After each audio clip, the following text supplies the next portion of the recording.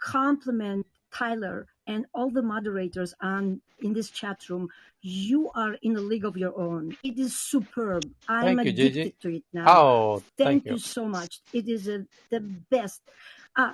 The best. But anyway, I have been for the past few days, wherever I'm in a chat room, trying to bring something up which is close to my heart. Yeah. It is about the recruitment of a young woman into the cults on the platform, on the Clubhouse platform. Were you in the cult? You were in the cult room earlier? Yes, I Yeah. am just so overwhelmed. And the reason why it hits my heart, 40 some years ago, I was immigrating from an Eastern European country with two little kids, newly divorced. And just for the grace of God, I was not in a cult, because those people befriend you, and you're vulnerable, and they make you feel that they're there for you and they're your friends, and it's very easy to fall a victim to that. So the reason why I bring this up, you have the greatest audience here. If you, at whatever point you feel it's going to be of comfort to you, if you bring that up and let people know, as much as we want people to share their bios, I believe, and I urge people usually when I speak up, please don't share personal information. Even though I don't have any personal information myself, because I'm not worried if people will not follow me. I'm not here to sell, not here to buy, I'm not here to network. I'm here to learn from people like you, Tyler, from Cal, from Tanra Saab. There are a number of great people here, but few bad people can really do damage to the younger people who may not even see through that. I'm Gigi, and I'm done talking. And again, thank you so much, Tyler. I am profoundly grateful to you. Thank you. You're very welcome. So yeah, there was a interesting conversation. Greg Duffy and I were, and Justin actually, where Justin was in there briefly, and he's like, "What cult are they talking?" I know. Yeah, I left when Greg started calling people stupid that were having serious trauma. Yeah, and we were listening to the cult room talking about cult recruiting in Clubhouse, and it wasn't clear what one they were talking about unless you hung out in there for a while, and it seemed like it was one instance that might have been. I mean, I listened for an hour, half asleep, but from what I could, in my loose half asleep state, it seemed like it could have been all a misunderstanding, but or people just being extra careful and just wanting to get the word out. And then I think the word's out. I think people are talking about it. So it's, but I think Clubhouse people would flag. I mean, the moderation tools built into Clubhouse, I think, would make it a very difficult place to do that kind of thing. People would flag it and they would get removed rather quickly, and maybe everyone in the room would have got contacted even directly if they were really concerned about it. At least that's what I would hope, anyways. If Clubhouse wasn't aware, they are now. Hi, Yeah, Tyler. exactly. Hello, can I just contribute? Yeah, Shirley, what's up? Hi. Yeah, so it's really interesting that you mentioned that. I didn't go into the room myself. I heard about it. There's a lady who speaks quite openly about this, about the state of the app prior to the trust and safety features being introduced. And she was so I know she was on quite early, and apparently people did recruit. They've been removed, but I think that people always do get through the cracks, right? So I think it's about being vigilant. And also I think now people have been talking about the Clubhouse support being a bit more responsive, because obviously they've hired, so they've got a lot more people. So hopefully that will be happening less and less and less, especially if we remain vigilant ourselves and are able to spot signs of this sort of thing. So just wanted to add that. Cool. Thank you, Shirley. We've got a bunch of our regular friends on stage here. Gigi, who joins in the audience regularly, jumped up on stage just to share her heartfelt thoughts around the cult recruiting room that was here recently in Clubhouse. But there's a couple of new folks in the audience with their hands raised that I don't recognize. So let's welcome up York von Heimberg, and there was a couple others. One with a party hat, even a couple party hats, or all three party hats.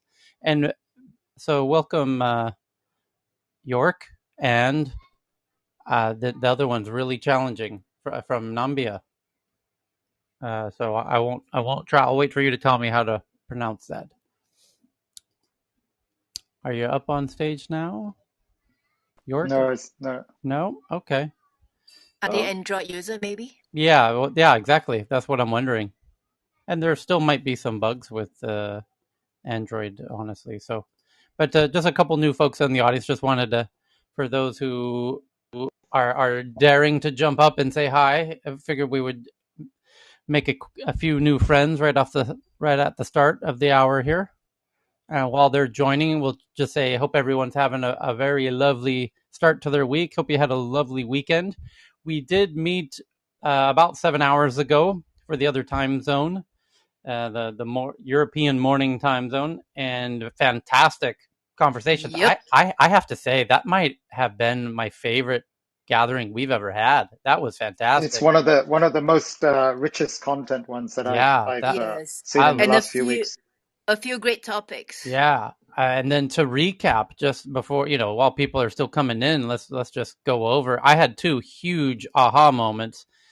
And it's great when you have one super big aha moment, but to have two in the same time, it was fantastic. So one of the first big aha moments was we were talking about VR and AR and the future of that. And because tomorrow morning there is an HTC ViveCon, it's their big annual conference where they are rumored to release two new upcoming VR headsets, which is great. And we're going to have a companion room during that event so that the VR geeks can discuss in real time while they're watching the live stream. And Victoria, of course, is going to lead that. And Michael will probably be with her in that. And others like Nicholas from Stockholm, who works in the industry, and others. And anyway, so Nicholas jumped up on stage and he shared a document about what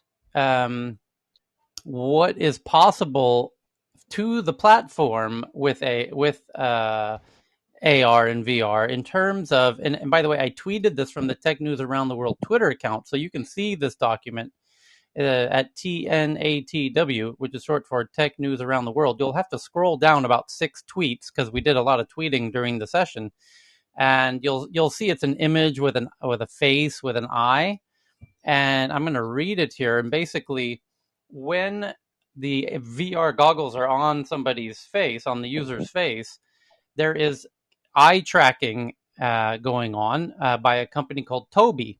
And Tobii happens to be founded by a friend of mine named John in Stockholm, who has spoken at many of my events. And we hang out even when we're not doing events together. And he's a lovely guy. And Tobii has become the world's leading eye tracking company, and they have partnered with the VR headsets so that these VR headsets can do eye tracking of your eye. And and by the way, one of the people who join us in that session often worked at Tobii for many years until recently, and he was confirming everything. And Nicholas and him are friends in Stockholm. And so we were talking about what Tobii's able to do for these VR headset manufacturers. So here's some of the things that VR headset manufacturers like Facebook and Apple and HTC, Oculus, and Google, whenever they get into it, well, they are into it already. But here's some of the things they can, some of the data points they can get from just your eye, by just the camera inside the headset looking at your eye. They can tell your gender just from your eye. They can tell your age, your geographical origin, like what part of the world you're from, your biometric identity, your physical health, which includes things like if you've ever had concussions or Parkinson's disease, if you have obesity, of course, if you have vision disorders, your cultural background, your mental health, if you've got depression or PTSD or autism or eating disorders, your personality traits, like if you're an extrovert or if you have neuroticism, your skills and ability, like if you have a particular ability for chess or sports or math or hand-eye coordination, your level of sleepiness, which that one could be pretty easy, your mental workload, if you've been consuming drugs like alcohol, tobacco, cocaine, ecstasy, or cannabis, and your cognitive processes, kind of your mental state, if you're tracking into your memory bank at that moment, or if you're doing internal reasoning processes, things like that. All of these things are discernible in real time to the platform, which now here's where it gets crazy. These platforms, notice it's Facebook, Google, Apple.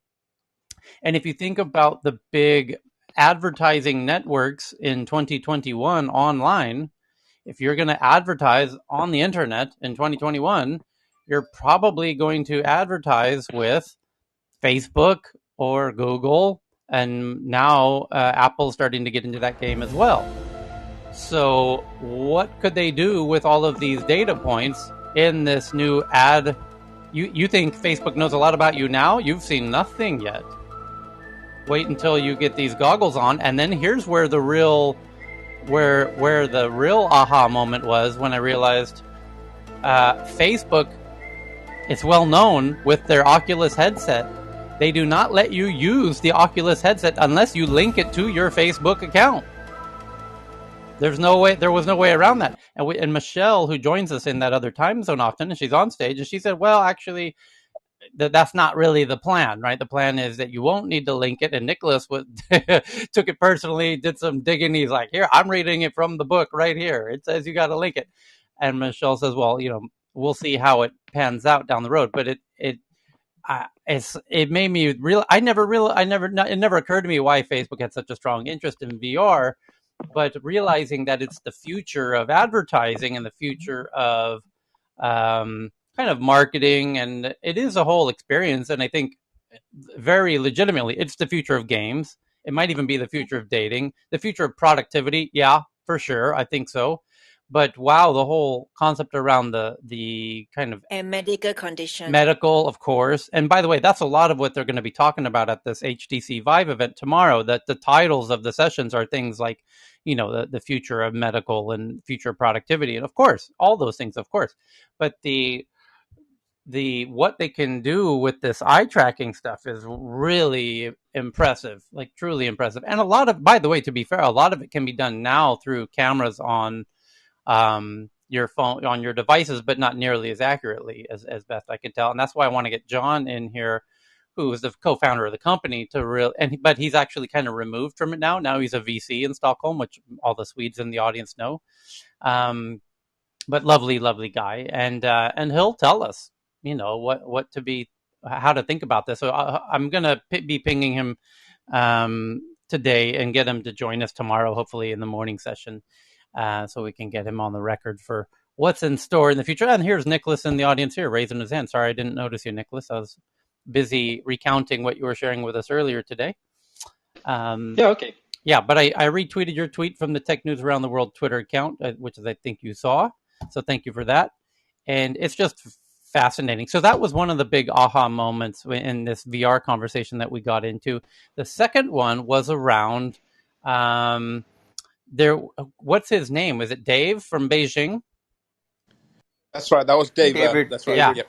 Dave is clearly super bright, lives in Beijing, and then he works with,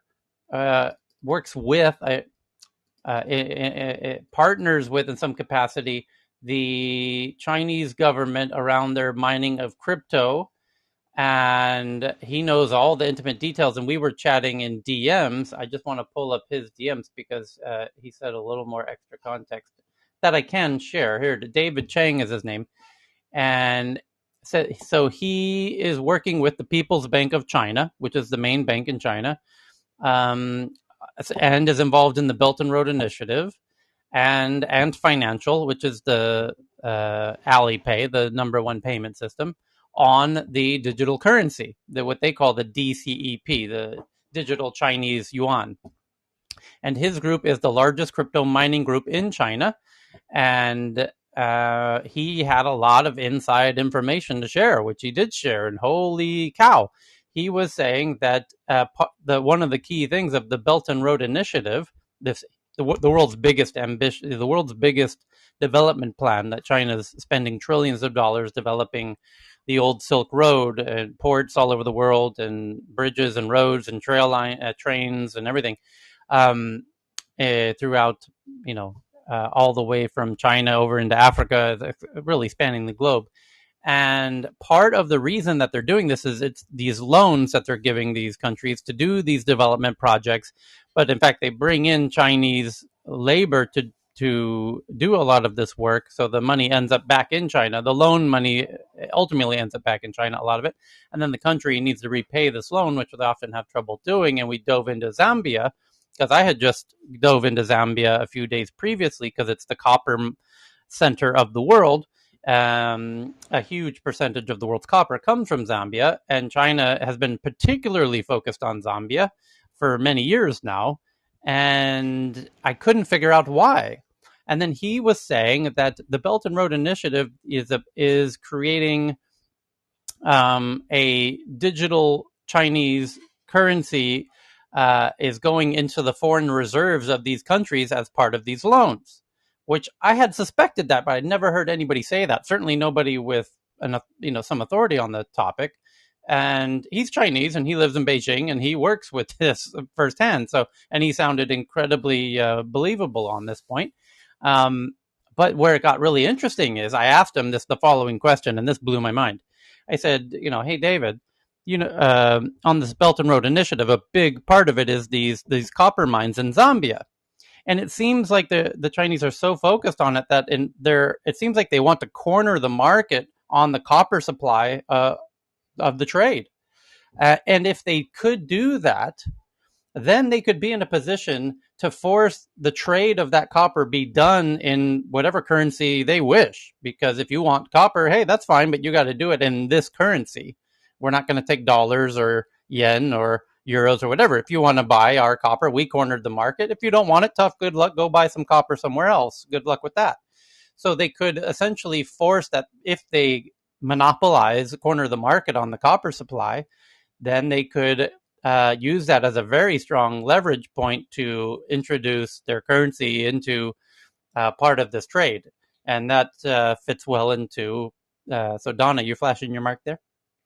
Yeah, I mean, thanks for noticing. Yeah. The conversation on the digital yuan has been around the developing world from the time that they mentioned it, and slightly different from what you're talking about, which would be that they would pay for goods and services, whichever goods and services they were in the African, Central, Latin American regions, which are rich with the minerals that they need in the digital yuan. And because it's trackable, they would track where it goes throughout the society and then back ultimately into China. And so there was less a concern. It's the first time I've heard it about countries keeping it as a reserve currency, but more the tracking of it in the way that you don't currently track cash. You track it through banking systems, but not with the Chinese eyes. So that's what I've been mostly hearing. Yeah. So it's great to have you here. You regularly add super important context to these conversations, especially, and Linda as well, and there's others. James, when we get into digital currencies, what a fantastic! I just have to say before we get started here, because we're now 20 minutes into it. For those who might be joining for the first time, you've just joined a very special room where we join not only once a day but twice a day, Monday to Friday, and on Saturday as time permits. And welcome back, Mrna, and Paul and others. Everyone on stage, we essentially join here every day. We all know each other very well and have been meeting, in fact, now for a couple months. We're bordering on a few months now, and the party's growing and the family's growing, both on stage, both in terms of our expertises and our coverage geographically and professionally of all of the interesting topics that tech gets into, like med tech, which John is a real whiz in, and semiconductors, which Jonathan's a real whiz in, and legal, political tech issues like Justin's a real whiz in. And we really cover the whole spectrum for the most part, both geographically and professionally. And so it's a lot of fun when people from the audience jump up and share headlines from their part of the world professionally or geographically, and we get to dive into them and analyze them with our own, backgrounds and from our own professions and our own parts of the world, and it's a fantastic way to digest and to get into the inner workings of these news headlines. Which the reason it's so fun to do this is because very often the headline and the articles are often leave a lot off. A lot is not. A lot is misconstrued, and there's a lot of bad journalism out there. A lot, not intentionally so. Well, sometimes it is intentionally so, and we cover that from time to time too. But often, journalists went to journalism school and not business school or tech school, or not developers and geeks, and so when it gets to these tech issues, and we've got geeks of every color and stripe and kind and shape and race and creed on stage, we have an unfair advantage essentially in diving into these tech issues. Sid works at Apple, for Christ's sake. So it's anyway, you'll see what I mean as we get into this. It's a lot of fun. And so welcome everyone on stage. And really what makes this work is, you all in the audience sharing your headlines from your part of the world. And when we do get into something juicy, that you can use the secret plus button in the bottom right hand corner of your phone to invite in other experts who might not be represented on stage. And that's really the secret sauce to tech news around the world. And it's only possible because we as an audience all work on this in a big co-creation collaborative way. So let's jump into some headlines. Hey, Tyler. Yes. Tyler, before you go on, this is John. Yes, John. Could I just shed one additional point on the issue about Zambian copper and crypto and China? Please do.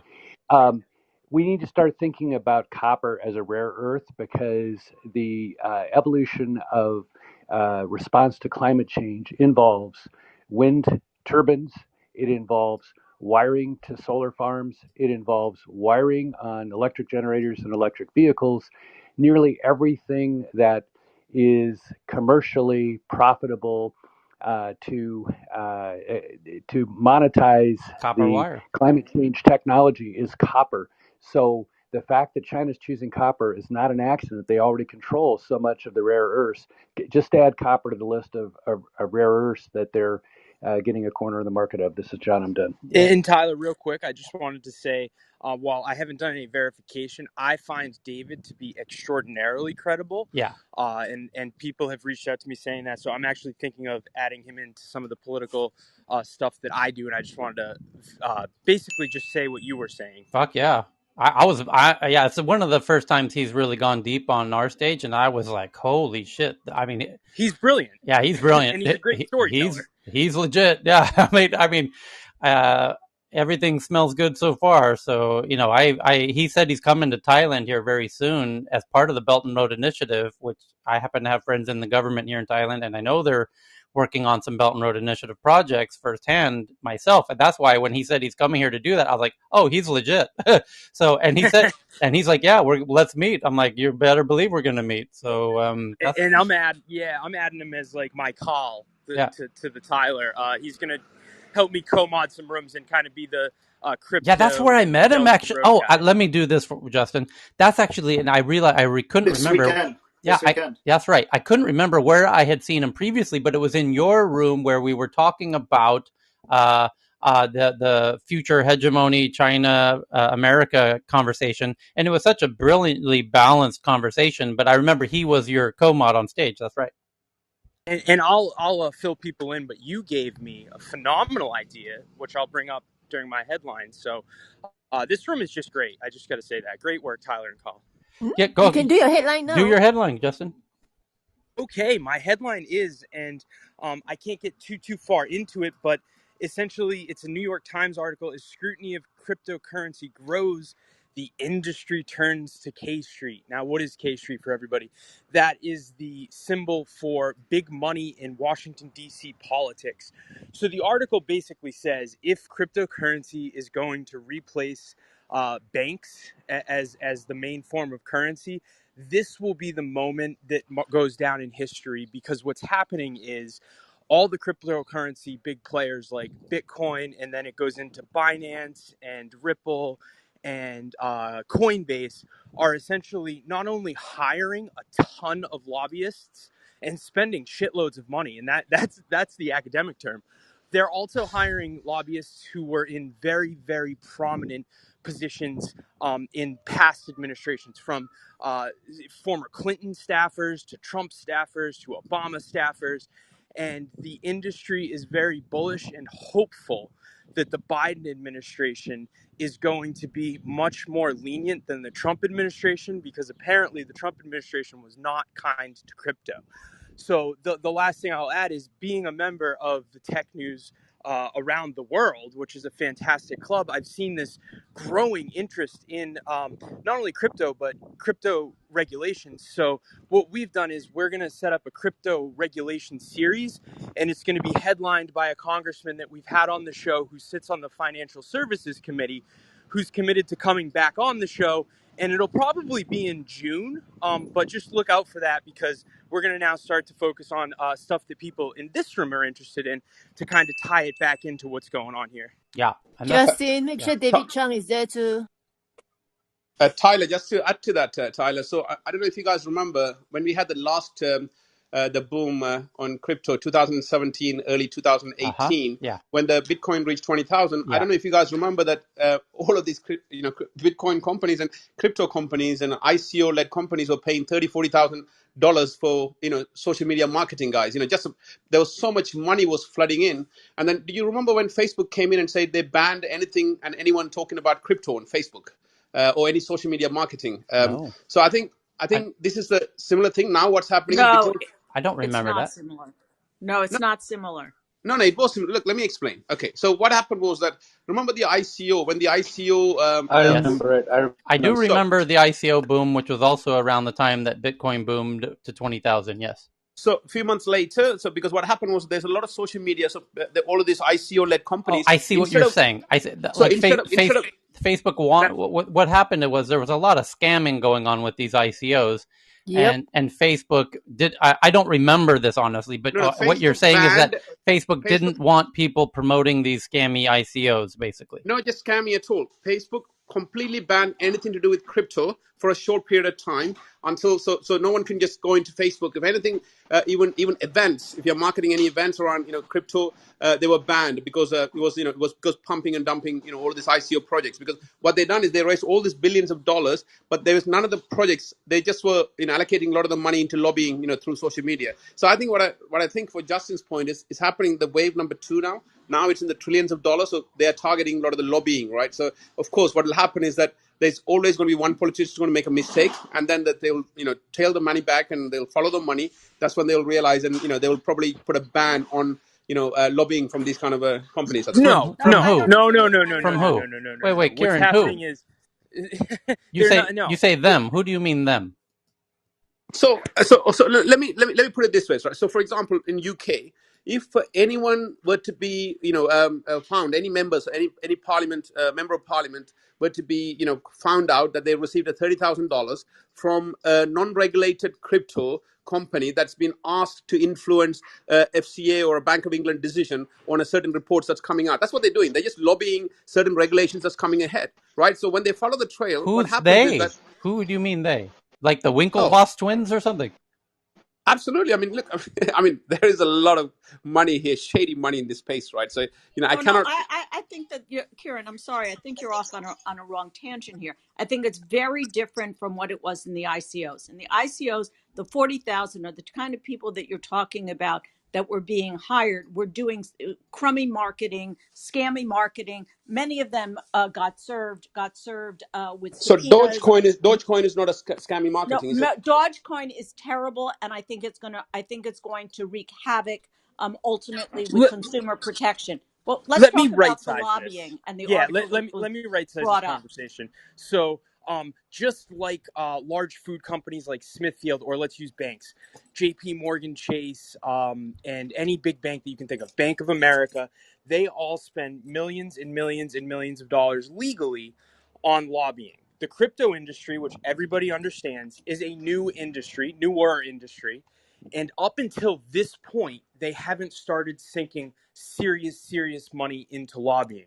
The article basically outlines, just like banks spend money on lobbying, and all the other sectors that people tend to hate spend money on lobbying, that the crypto sector is doing the same things. And it goes and it lists former chairmen of the SEC, former chairmen of committees writing legislation that regulates this sector, being hired legally by legal entities to go and lobby the US government.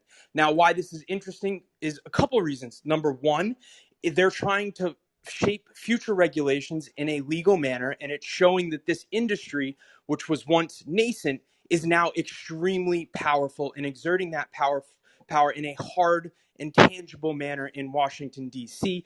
And then the second reason why I find it interesting is because people who tend to support Bitcoin or cryptocurrencies tend to be the people who abhor lobbying and spending in Washington, D.C. And I always find it hilarious when people are extremely hypocritical and make justifications for And why just something that they were originally against is now going on that they can support. So those are Justin, the you're two not adding reasons a why I third think it's layer. funny. You're not adding the third layer too, which is that there was a lot of ICOs where monies were raised. They were still sitting there, but they are concerned when the regulators come in and classify that as a security. There was a lot of illegal actions were taken in order to raise those money, right? So there's a lot of lobbying has been going on since 2018 behind the scene. There's so much money has been thrown at so that a lot of these ICO, the pending cases, they can just get away from it. So there's a lot of court cases pending, right? Back of what's the future regulations, the way Kieran, they're going to define what is a gents, can I security. intervene for a I'll just second? say, Can I say something for a second?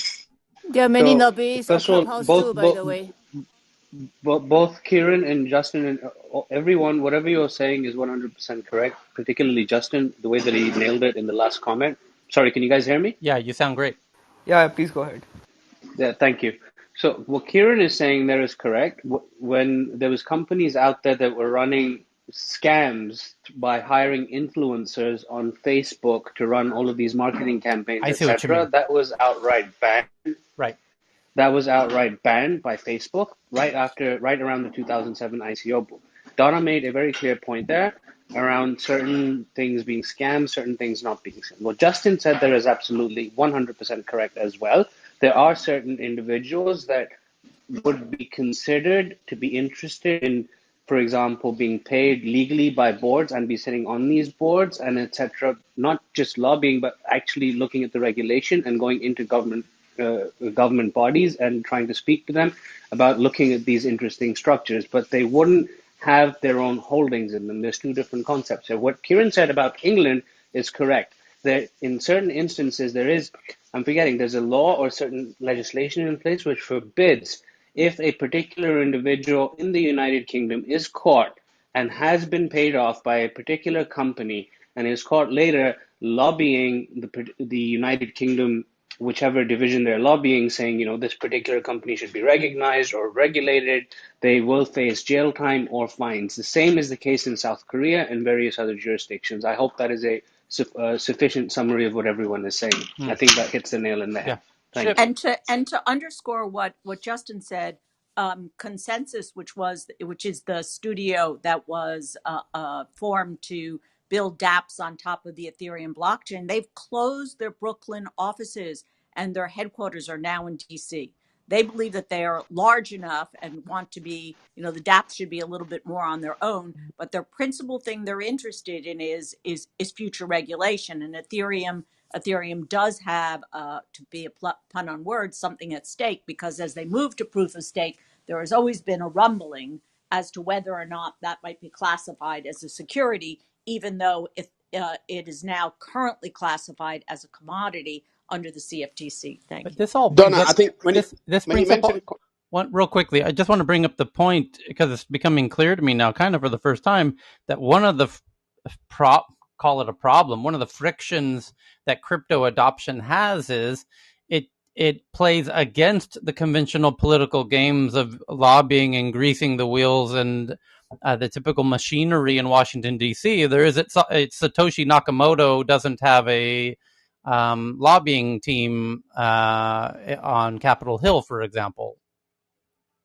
One thing I'd like to say over here. Yes and no, but Just explain to that, Don, because I would love to I get mean, it's okay. It leaves Satoshi, who we don't know who he is, out of it. right. But there are many, many Bitcoin and related Coinbase, businesses, for example, comes to mind. Coinbase, Yeah. etc. And the Winklevoss twins, for years, have had a slogan that they had on buses and everywhere else, which is "Crypto needs rules." And the industry, despite the fact that people think it is just a wild, wild west, what they're looking for is clarity and consistency across the U.S. government on rules so that it can grow Right. with and not have this blurry line, which even the best of the lawyers in the space, are not clear because the rules are not clear as to what might happen. They know where to stay out of, but when you want to grow, you want to have more consistency.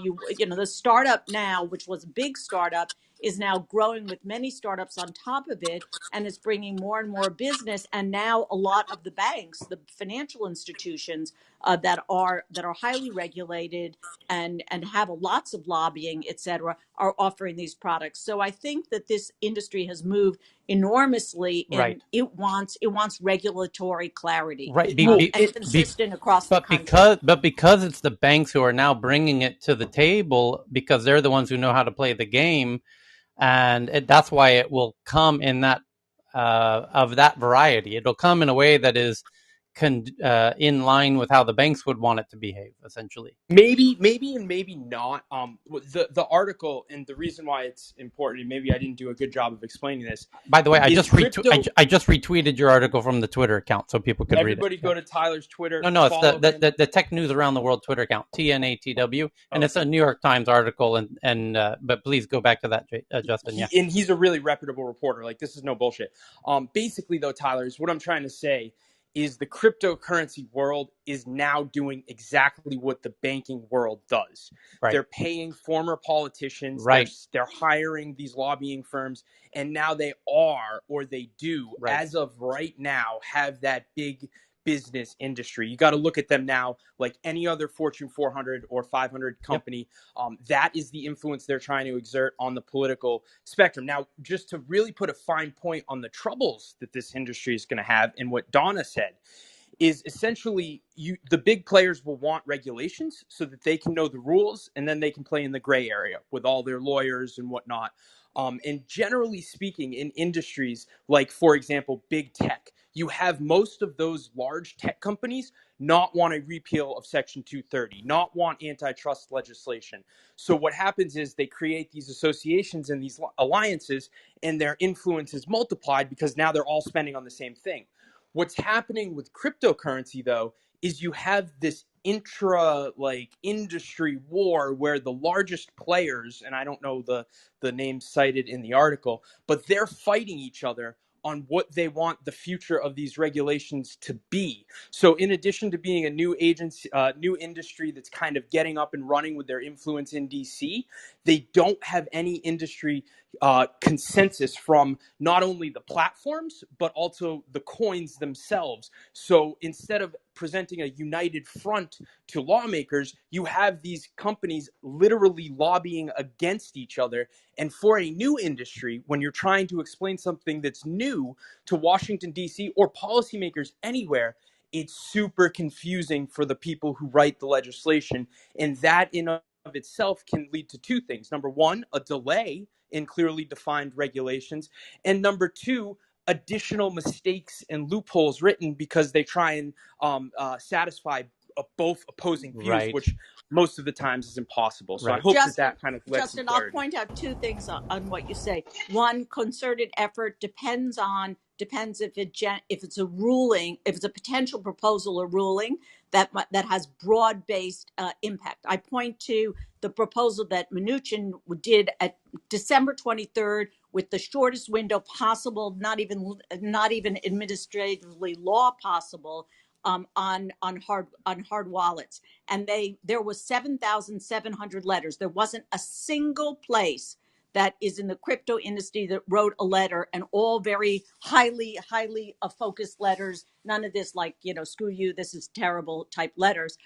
7,700 letters came in, and the requirement for Treasury is that they had to read every letter and be able to respond to them. Hence, the proposal got pushed back and is now in the Biden administration. So I think that when there is something that affects the industry, they are have a uniform front. Yeah. The problem here that we have is that we had a head of the securities industry, Jay Clayton, who now has gone over to advise a hedge fund, where he took a blanket rule without further details on whether or not something was a security. Hence, the other coins that you say are in the picture. And so you had clarity in a little bit of space and lack of clarity in another. And so what happened then is that the competing forces, i.e., I'm a fund and I hold a coin, all of a sudden it's deemed to be a security. And we all know that when that happens, the threshold of legal compliance is enormous. But we have now post GameStop, lots and lots of people that also want to know, how do you put securities on a blockchain in order to not have T+2? And I'll leave it at that. Thanks, Donna. And does the ramp up of Ethereum play into this specifically, the political positioning, or is it separate? Yes, because that brings in the whole decentralized finance. And if something is a security, and then how can it be running around in decentralized finance without adhering to the securities laws? And also you have there the whole on-ramps and off-ramps, of which there's virtually no KYC AML, in contrast to the Coinbases, the Geminis of the world, in which there is tons of KYC AML, and they're all pretty much complying with the travel rule. As deemed for banks. Thank you so much for this. Yeah, I just want to look at. Yeah, okay. Well, let me conclude. I just want to thank Justin for introducing this topic, and do follow Justin and his club. As I've said, it's such an incredibly important room that in conversations that he's hosting in Clubhouse. Some of my very favorite rooms is where I like to hang out when I'm not in here. Do you think U.S. is a bit late to still discussing this at this point when China is really way ahead? Yeah, I mean, better late than never, for sure. But this is just the nature of China and America, where our system is inherently slower, perhaps more thorough, arguably. And then you have the Swedes as well. I mean, the Swedes actually started working on their cryptocurrency even before China did, honestly. I mean, years ago, and they're steadily making progress on it. But being Sweden, they're incredibly, driven by safety and security and dotting the I's and crossing the T's and doing everything very thoughtfully and correctly the first time, because they're very adverse to embarrassment, and they don't want to have any embarrassment at the end of it. But they are making their own progress in their own careful, considered way. China is just going, head first and fast at China speed like no one else can, and that might be to their advantage, especially here in the short term. But it could have potential longer term, vulnerabilities or consequences that we can't yet discern, but time will tell, of course.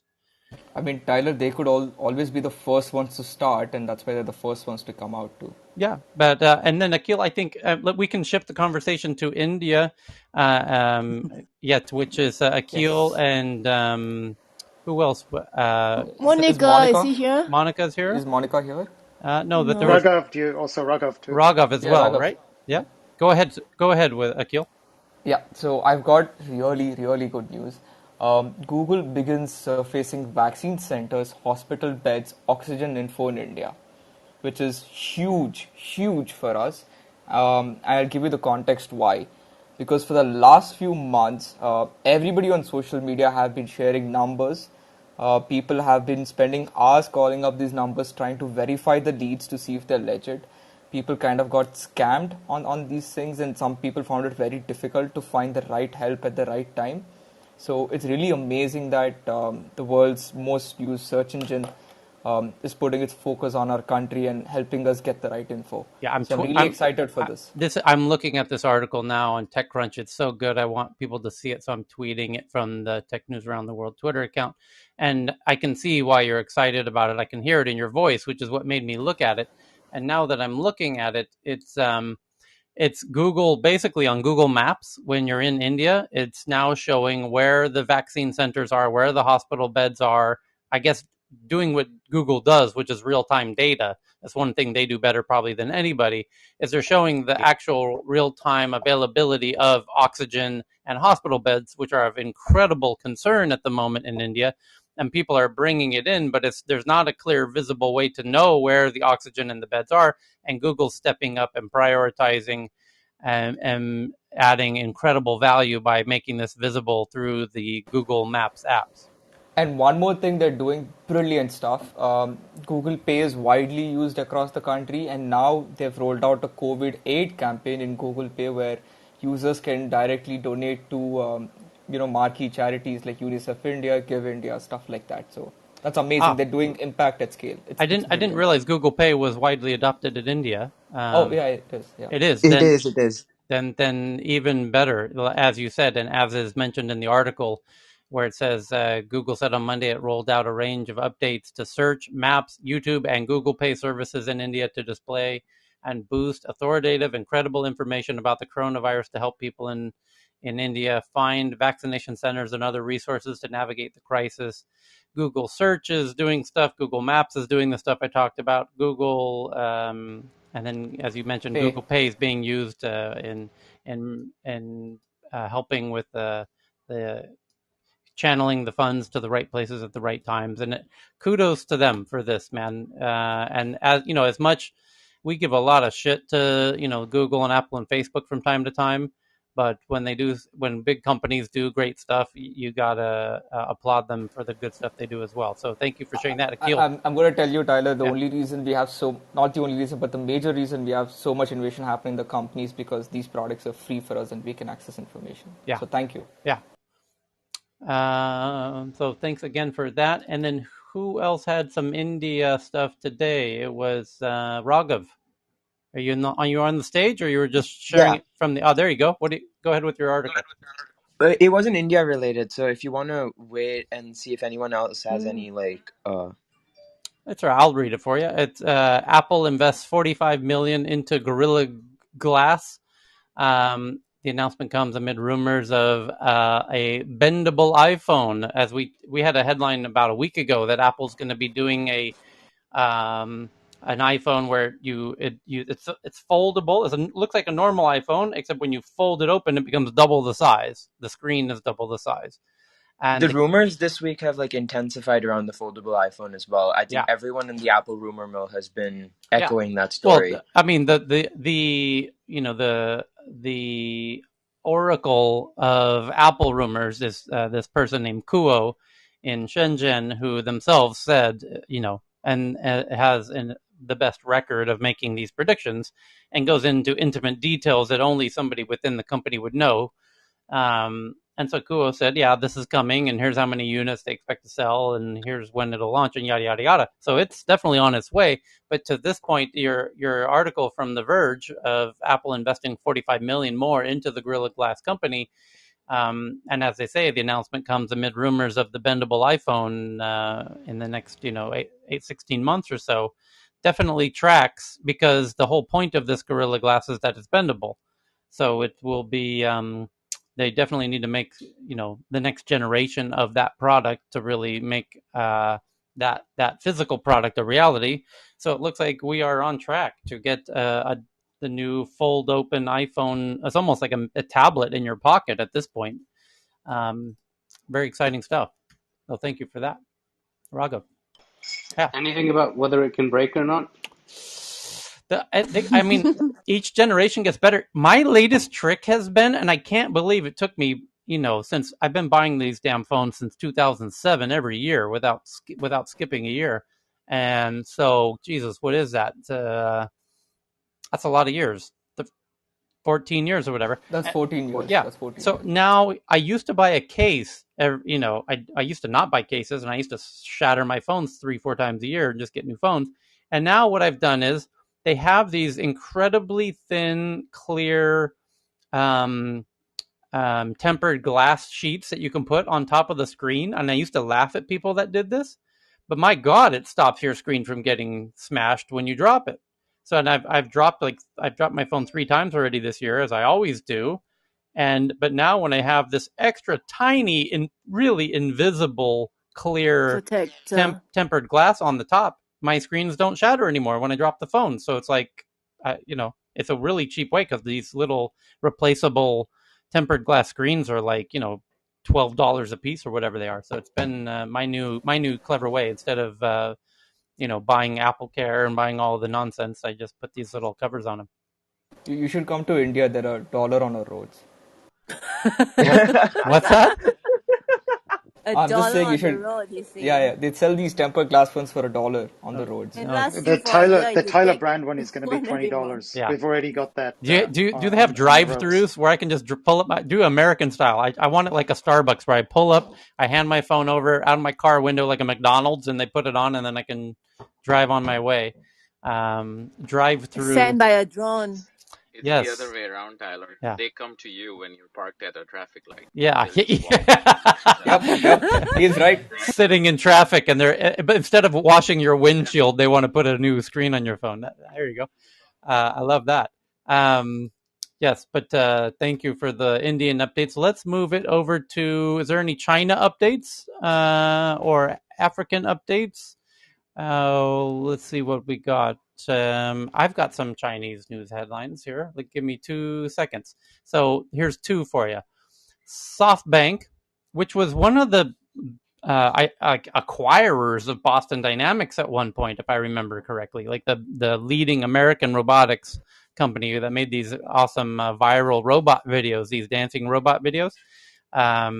SoftBank, the robot dog too. Yeah, the robot dog and all that, and SoftBank played a major role in that. If I remember correctly, they became a majority stakeholder or acquired it at some point. They owned 100% of the. That's what I recall. I just didn't want to. You're right. They outright bought it out. Yeah, they bought it. Okay, well, but then they sold it to Google or something. More recently, no, they're not still the. I believe they bought it from Google. They sold it. I don't think to Google, but they sold it. I think it is to Google. But anyways, here's the interesting headline today. SoftBank leads a big fundraising round for China's industrial robot maker, which is interesting because they certainly know a thing or two about robots, having owned Boston Dynamics. So why are they investing in this Chinese industrial robot maker? So that's the headline. I'll tweet it from the Twitter account as I do. And it says SoftBank. Tyler, Boston Dynamics is owned by Hyundai Motor Corp. Hyundai, that's what it was. Yeah, thank you, Sid. Thank you. Yeah. So SoftBank Google used to own it until 2016. Yes, I knew Google had it at some point, but my point is that SoftBank knows a lot about this space, and in part because Masayoshi-san, the chairman of SoftBank, is fascinated by robots. Personally, I've had meetings with him, and he danced around doing a big joint venture with the startup that I was a part of. So we had several meetings in his boardroom with him personally, and got to know him a little bit. Can I ask a question? Yeah. Do these foreign companies still own Boston Dynamics? Because I don't understand how the United States doesn't think of that as a national security threat. Yeah, no, Hyundai does now, is what Sid just shared. But my point is that SoftBank in China just led the round for the Chinese industrial robot maker. It's called UiBot. SoftBank has picked its bet in China's flourishing industrial robotics space called UiBot, a 4-year-old startup that makes autonomous mobile robots for a range of scenarios, and did its latest round of funding. It's a Seoul-based early-stage arm of the global investment behemoth of SoftBank. And UiBot's previous investors also participated in the round. The startup is based in Shenzhen, no surprise to anyone who knows the space, where it went through SOSV's HAX Hardware Accelerator program. And we had William from SOSV was the special investor in our last special version of Tech News Around the World, where we get investors and match them with startups. And we had William from SOSV. And William's on stage now. Oh, is he? Great. Well, William, you can jump up. Are you on stage right now? Where is he? Where are you at, William? There you are. He's on. Yep. Awesome. Can you say a word or two about UiBot and this new fundraising round that apparently you are part of and SoftBank joined? So I'm in charge of internet and software investing for SOSV, and UiBot has done some really amazing things. I mean, you can check out some of our posts, but they went into our HAX Accelerator. platform. Yeah. the accelerator for hardware. And let me just say, because you're too modest to say it, and me having done events in Hong Kong regularly, I know HAX is considered the best hardware program if you're a hardware startup, literally globally. There is not a better hardware program that you can go through globally, due to the fact that they're, proximity to Shenzhen, which is the hardware capital of the world, and so it's not a surprise that they would come out of your program there. So, yeah, HAX is how it's spelled, by the way. Yeah, no. So, I mean, they've done, it's only a 4-year-old company, and they came in with a prototype. And you can check out, if you check out HAX or SOSP, you can check out what the prototype looked like. So, HAX focuses on companies that have working prototype. And this is only 4 years ago. Robotics is hard tech is hard.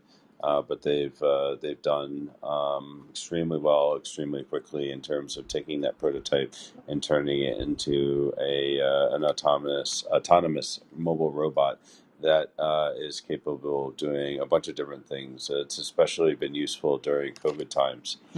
So they've done 3 financing rounds during 2020. So in 1 year, last year, they did 3 rounds in 1 year, which is a little bit nutso. China speed, yeah. But it's China speed. But also, they just had orders, and the hard thing about doing hardware is that when you get orders, you actually have to have capital to support delivering those orders. That requires funding up front before you can deliver. They have a robot that can navigate around buses. So it was originally designed to do something else, but we did an initial pilot with Michelin Tire, where the challenge with buses is that nobody likes to crawl underneath the bus while they're in the parking lot at night to figure out whether the tire treads are worn and whether the air pressure is up. So you see all these, pictures of buses careening off of highways, off of bridges, and that's because the tires were worn. And so it was a double win because they created a robot that automatically just kind of travels around the bus parking lot at night, checking treads automatically and checking tire pressure. And of course, Michelin was super psyched because when it detects that a tire is old, it says, "Hey, you should buy a new tire." So this was so it was a double win. Safety, but also drives tire revenue. sales. Yeah, exactly. So this is kind of like one of the first cases, but now this robot that autonomously moves around and checks things can be used for lots of other uses. So the orders started stacking up, and that's one of the reasons why we had a company raise 3 rounds last year, and then just closed a $15 million, I guess you could call it a Series A round from SoftBank. So pretty cool stuff. Yeah, super cool. Thanks for the additional context on that, and I can understand why SoftBank is throwing money at it. Like when you've got, those are the best investments ever, right? When the company just has so many orders that they need the money to fulfill the orders. That's that's where you want to, as opposed to fundraising first, traction second. Yeah, fantastic, very cool. Cheryl, you just threw in a Chinese-related headline as well about the Huawei response to rumors, because there was a headline a few days ago that Huawei had their new Harmony OS, and now Huawei's response to the rumors of phone brands ditching Android for their new Harmony OS, their kind of Android alternative.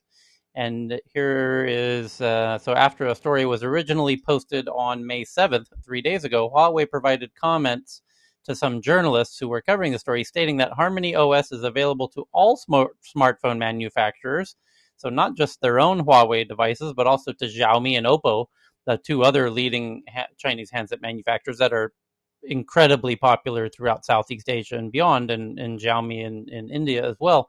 And this is big news as it tells us Huawei's plans for Harmony OS. By the sounds of it, the software isn't just designed as the company's Android replacement for its own devices, but a true alternative to Google's operating system juggernaut that other companies are able to use. So now there are 3 OSs in the global OS battle, and Google might be a little kicking themselves for having lost the Chinese handset manufacturer market if everyone switches over to Harmony OS, which I imagine they are likely incentivized to do.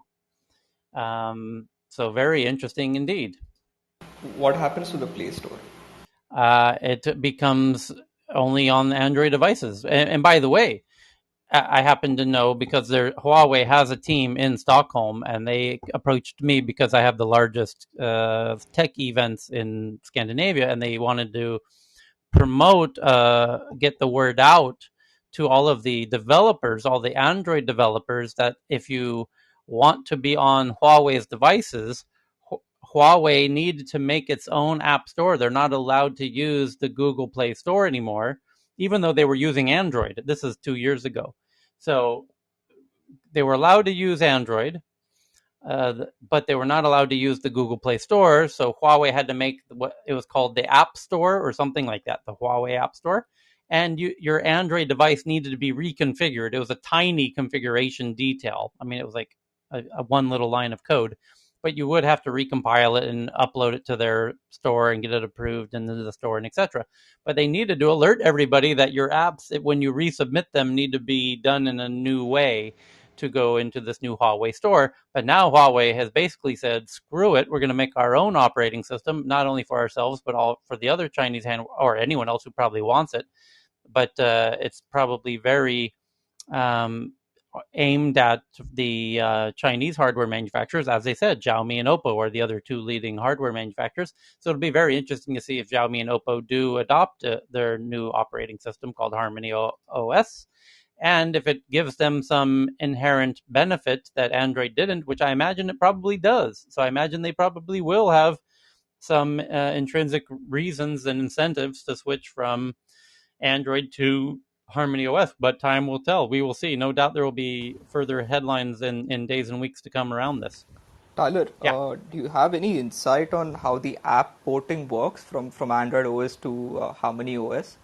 For me to The port an details of it, existing app? I know Yeah. if you've made an Android app, which I think you yourself have done, like I said, it's an incredibly small clerical detail that only takes Huawei team was telling the developer app store team was telling me it only will take somebody an hour to reconfigure the app and resubmit it to the Huawei app store. So it's nothing major at all. It's essentially the same app. Game changing. Yeah.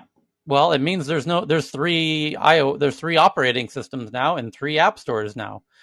So it is very interesting. And in some respects, Google might not be so, in light of the fact that there's this huge antitrust case going on, both in the US and to some degree in Europe, where the EU and the US governments are both cracking down on Apple and Google for being a sort of duopoly. Not having enough choice. Now Google can say, oh yeah, oh really? Well, look what the Chinese hardware manufacturers are doing right now. They're making a third store and a direct competitor. So it's no longer, this case is done and over with now. So maybe Google doesn't even mind it so much if it gets them out of the noose of the EU of these big trials that are underway in the US and in the EU. So we'll see. There will be further headlines around this. Mark my words on that. But it's a very interesting development, no doubt. Yeah. Here's another headline. While we're sort of on the topic of Apple and China and whatnot, there was an article that came out, says that 7 Apple suppliers are accused of using forced labor from Uyghur labor in Xinjiang. An investigation found that Apple's suppliers participated in labor programs suspected of being part of China's alleged forced labor against Uyghurs. The newly uncovered evidence stands in contrast to Apple's statements that it hasn't found evidence of any forced labor. And this is a highly speculative piece of journalism, which people will contest, no doubt. But it's being rather widely reported by the tech press in the US at the moment. But we should let the bigger press do their full due diligence on this before we start making any kind of assumptions or claims. So that's not really our job to make claims here. I mean, we're just trying to figure out what's going on. But it seems more needs to be figured out before people start pointing fingers and whatnot. So no doubt that story, this is just the beginnings of this story and not the end of it. But it says, this company named Advanced Connect Tech has made unglamorous but critical computer components for Apple for more than a decade. For two of those, it operated a factory inside an industrial park in the edge of the deserts of Xinjiang, a region in western China populated predominantly by a Muslim group known as Uyghurs. The industrial park is surrounded by walls and fences with only one way in or out. And so if you can I'll send the article to the Twitter account and people can read that and make their own decisions about how reliable they think the journalism is in this case. And I'll pause there to do a quick room reset as we're now just past the top of the hour. So welcome to Tech News Around the World, where we're sharing headlines from all over the world. We dove into VR, we dove into crypto, we did a little India and a little China. We've still got green tech and fintech and med tech and AI to get into in the next hour. And that's what we do, is we share headlines from all around the world and bounce it across this wonderful community of geeks of all stripes and colors and races and creeds on stage. And Can I share? Yes, go ahead. Hey, Cheryl. Okay. This is with regards to BioNTech, the COVID-19 vaccine. Yeah. So, Leon is not here, but I'll just announce for him first. For Sun Pharma unit, the BioNTech and BioNTech, they are going to form a joint venture to make up to 1 billion doses of COVID-19 vaccine in China. Right. So Fosun unit will contribute up to $100 million of assets, including cash and manufacturing facility, while BioNTech will chip in with the license and know-how. And a big factory as well. No, obviously, if you're going to make a billion doses of a vaccine, you're going to need a huge ass factory to fabricate that. So, but to unpack, we shared this in the other time zone as well, and I think it was Akil who first introduced it, perhaps. But this is huge news, and you're right. Our friend Leon from China will be ecstatic, and no doubt will be joining us in an hour to share this headline. And I pinged him in. Yeah. He's gonna. Yeah. So he's. He'll want to talk about this at length, and which is great because he has inside information about it. But right. Yeah, let me continue first. Yeah, go ahead. So basically, this license is exclusive partnership for vaccine in mainland China, Hong Kong, Taiwan, and Macau. And one more news regarding BioNTech is they are going to produce mRNA vaccine in Singapore, which will become the new regional headquarters.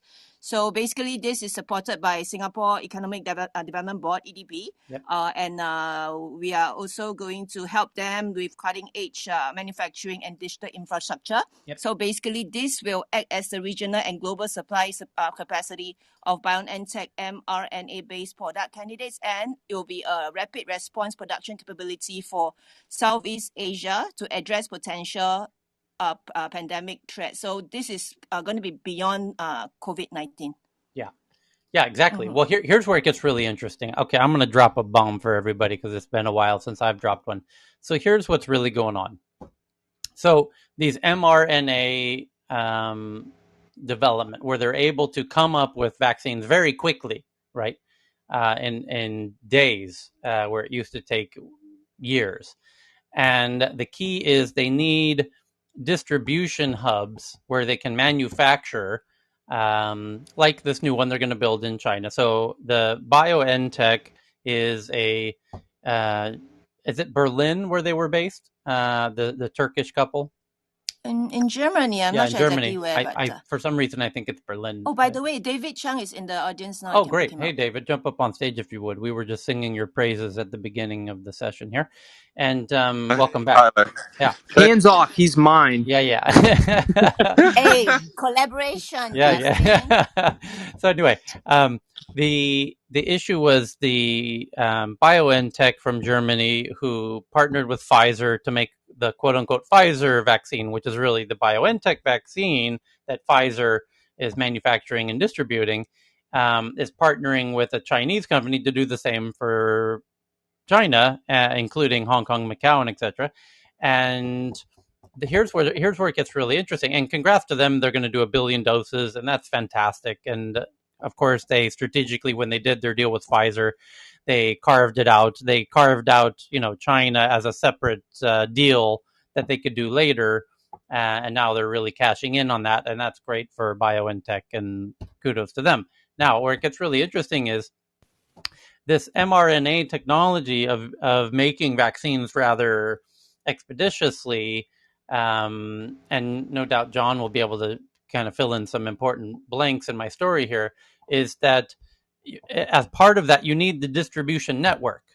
And now imagine a scenario where we get smallpox happens, heaven forbid, or some massive new pandemic comes, 5 years from now. And the way that we're going to be able to combat that is make a vaccine incredibly quickly through this mRNA technique, but you're going to need the distribution and manufacturing infrastructure to get it out super quickly. So you're going to need these big warehouses all around the world, and where they can manufacture it and distribute it super efficiently. That's key, because you can't do it all from one factory in Arizona. You need hubs around the world that can get it out. And that's why Bill Gates, of all people, has been super focused on this strategy. And some have been arguing, like, why are you so focused on this strategy when there's other strategies that make more sense today? Yes, that's true. There are other strategies that it might be more effective today for COVID-19 in, March of 2020, March, April, May of 2021. However, if you are willing to look 5-10 years into the future and gamble on the fact that this is not going to be the last pandemic, and then that there will be others, we're going to need a super global pandemic defense strategy to combat that. And that's what Gates is investing in, and others like him, in this separated global mRNA system, because he believes, as do I, and I know he believes this because for reasons we'll get into on another time, that something like smallpox is coming, and there will be other big bio concerns, other pandemics. And if you really want, and the best deep dive you can do on this topic is do people know who Sam Harris is?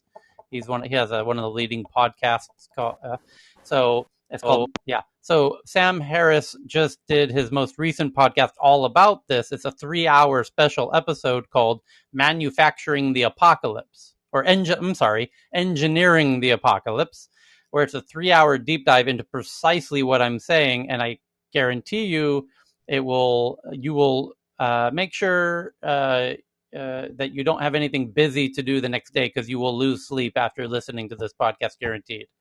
Because he really paints the picture of just how incredibly certain it is that we are going to have an incredibly deadly pandemic in the very near future, with a virus that's in the 50% mortality rate range. So I challenge you to listen to it, and then you'll understand why this infrastructure is so important that BioNTech is developing with partners in China and the US and around the world. And anyway, so just I don't want to say too much. I'll let you listen to the Sam Harris podcast, where he has an expert come in and really do the super thorough 3-hour deep dive on the topic. Please do listen to it. I tweeted it and I said it's of critical importance that people listen to that podcast. Your life might even depend on it. And if you disagree with me after listening to it, I will buy you lunch or coffee or dinner or whatever you want. So go ahead, John. Yeah, a couple of quick things. So there was a paper published yesterday, and this is just a plug to get vaccinated. There was a paper published yesterday showing that people who have already been infected with the original strain who get vaccinated have vastly higher levels of immunity. There's lots of supporting evidence in the wild. So even if you had the infection, get the vaccine. It makes a big difference. Now, to the topic at hand, what this really represents is a really smart strategic move in a combination of BioNTech and Angela Merkel, who has said she will not open source the IP and will not go down that pathway indirectly, if not directly. Whereas the Biden administration has said that they want to open source the IP from Moderna. The problem with the Biden strategy is that there's a long lead time. Just licensing the IP is not tantamount to allowing production to occur. There's a huge amount of trade secrets and IP in how you set up the factory, how you develop the supply chain with cold storage, et cetera, et cetera, et cetera. So what BioNTech is doing is to maintain their IP, but develop the global network that's absolutely needed.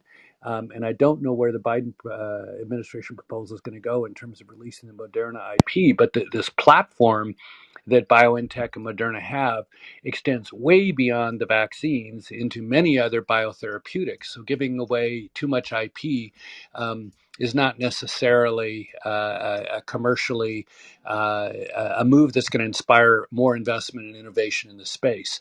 So I think that what BioNTech is doing makes a whole lot more sense, frankly. The second thing that I'll say in terms of the Andromeda strain scenario that Sam Harris podcast, I haven't listened to it yet, but I will now. About 10 years ago, I was speaking to a bioterrorism expert in Washington and asking him how actively they were monitoring for vaccination campaigns in Al-Qaeda and ISIS-held territories. And he looked at me like I was from outer space. And I said, if there's going to be a bioterrorist event that looks like a high mortality event, the first thing you're going to do is vaccinate all their own people. And so what do we have in terms of surveillance? And the answer 10 years ago was apparently nothing. Hopefully we're a little bit further ahead of that because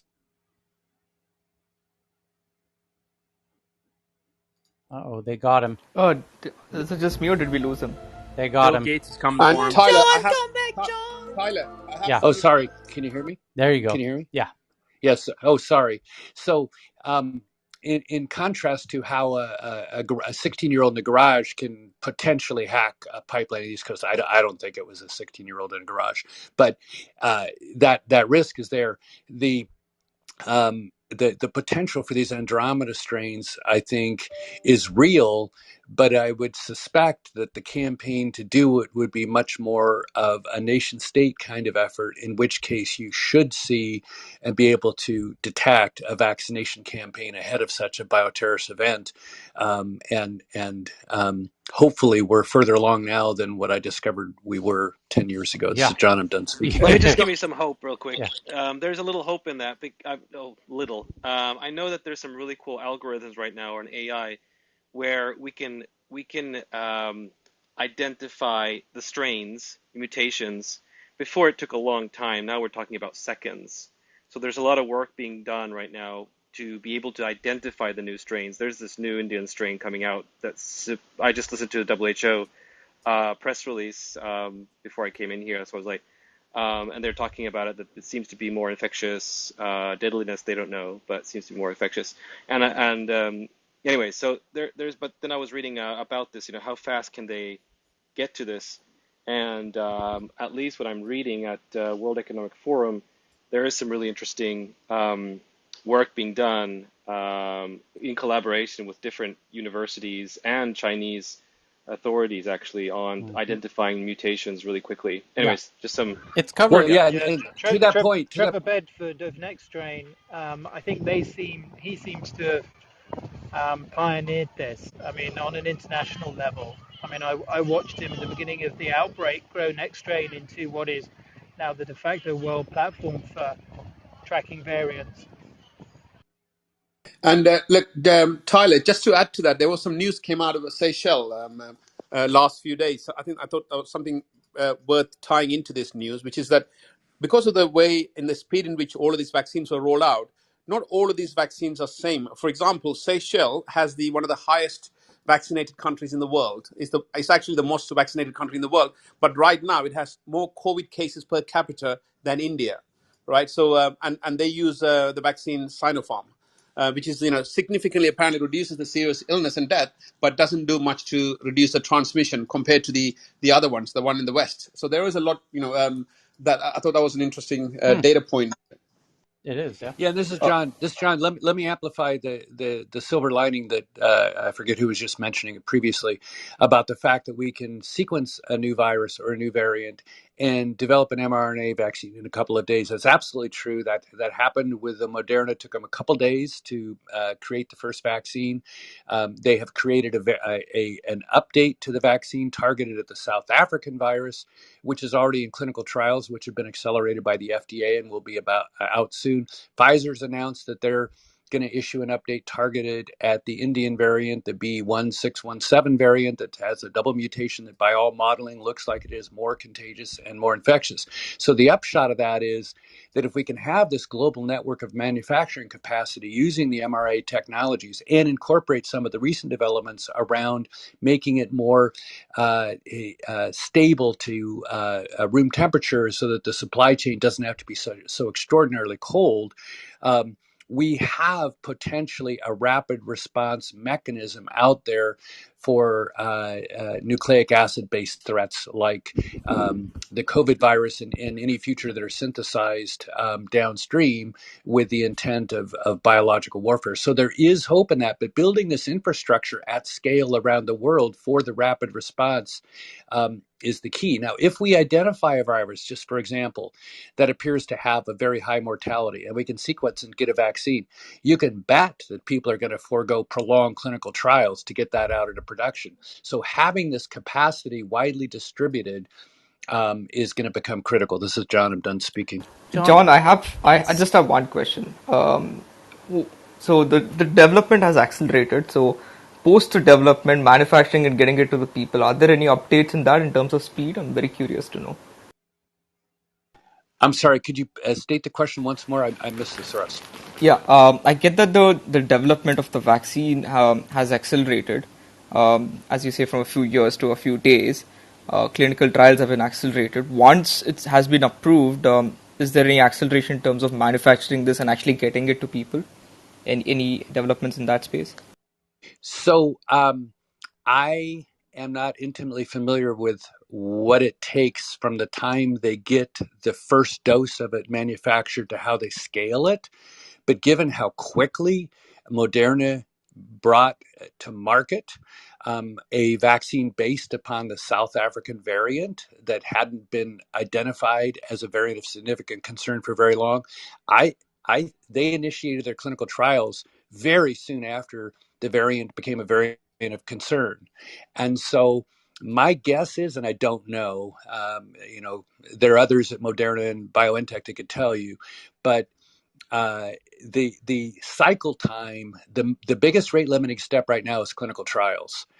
If we get the manufacturing capacity up on a global scale, it's conceivable that it wouldn't be months, it could be days or weeks to hit scale if the plants have the capacity and the supply chain reagents. So the raw materials and reagent, that's one of the reasons this opening the IP for Moderna is a little bit problematic, is that Moderna and Pfizer have the supply chain locked down because it's already rate limiting. So it's a combination of manufacturing plants, skilled resources that are available to ramp up and work long shifts, as well as the incoming reagents. But the information economy of sequencing the virus, creating a vaccine, and putting it into a production facility is very fast. Mm-hmm.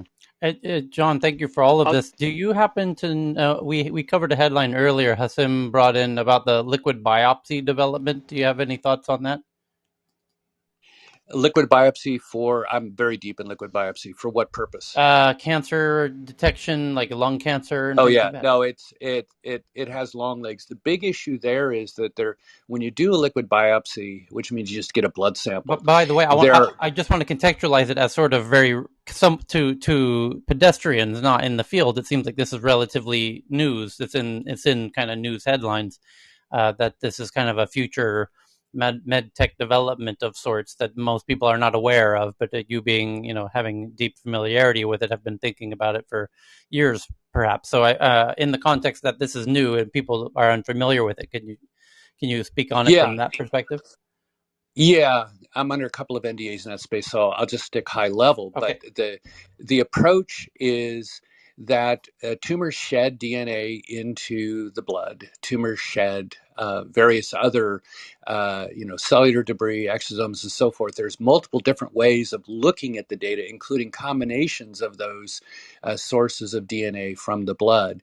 And under NDA, I've seen some data that's very promising. So the space as a whole is very large. Whether it becomes, a winner-take-all sort of leading tech that just races ahead of everybody else, or whether it's a combination of approaches that ultimately gives the best information. It may be cancer tumor type specific, which of the various technologies involved is the best for that particular cancer based upon how it, sheds the various forms of DNA that you can detect in the blood.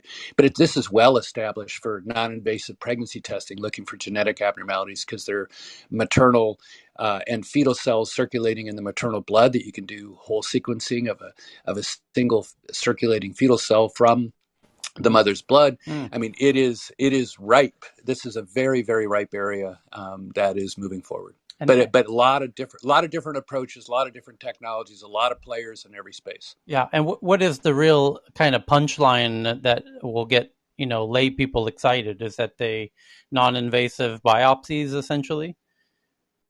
Yeah, Grail is and a couple of other companies are already beginning to offer a screening test for a variety of cancers from a single blood test with 99% specificity. The reason I focus on specificity is because when someone gets a result back that says they have a cancer and then you can't find it, it's actually worse than having a treatable cancer, because it instills so much fear and anxiety when it's a false positive. Sure. So the specificity is a big issue, but they claim to have 99% specificity. I haven't seen their primary data, but yeah, these could well become significant components of detecting cancer very early when it's at a very treatable, curable stage. Very cool.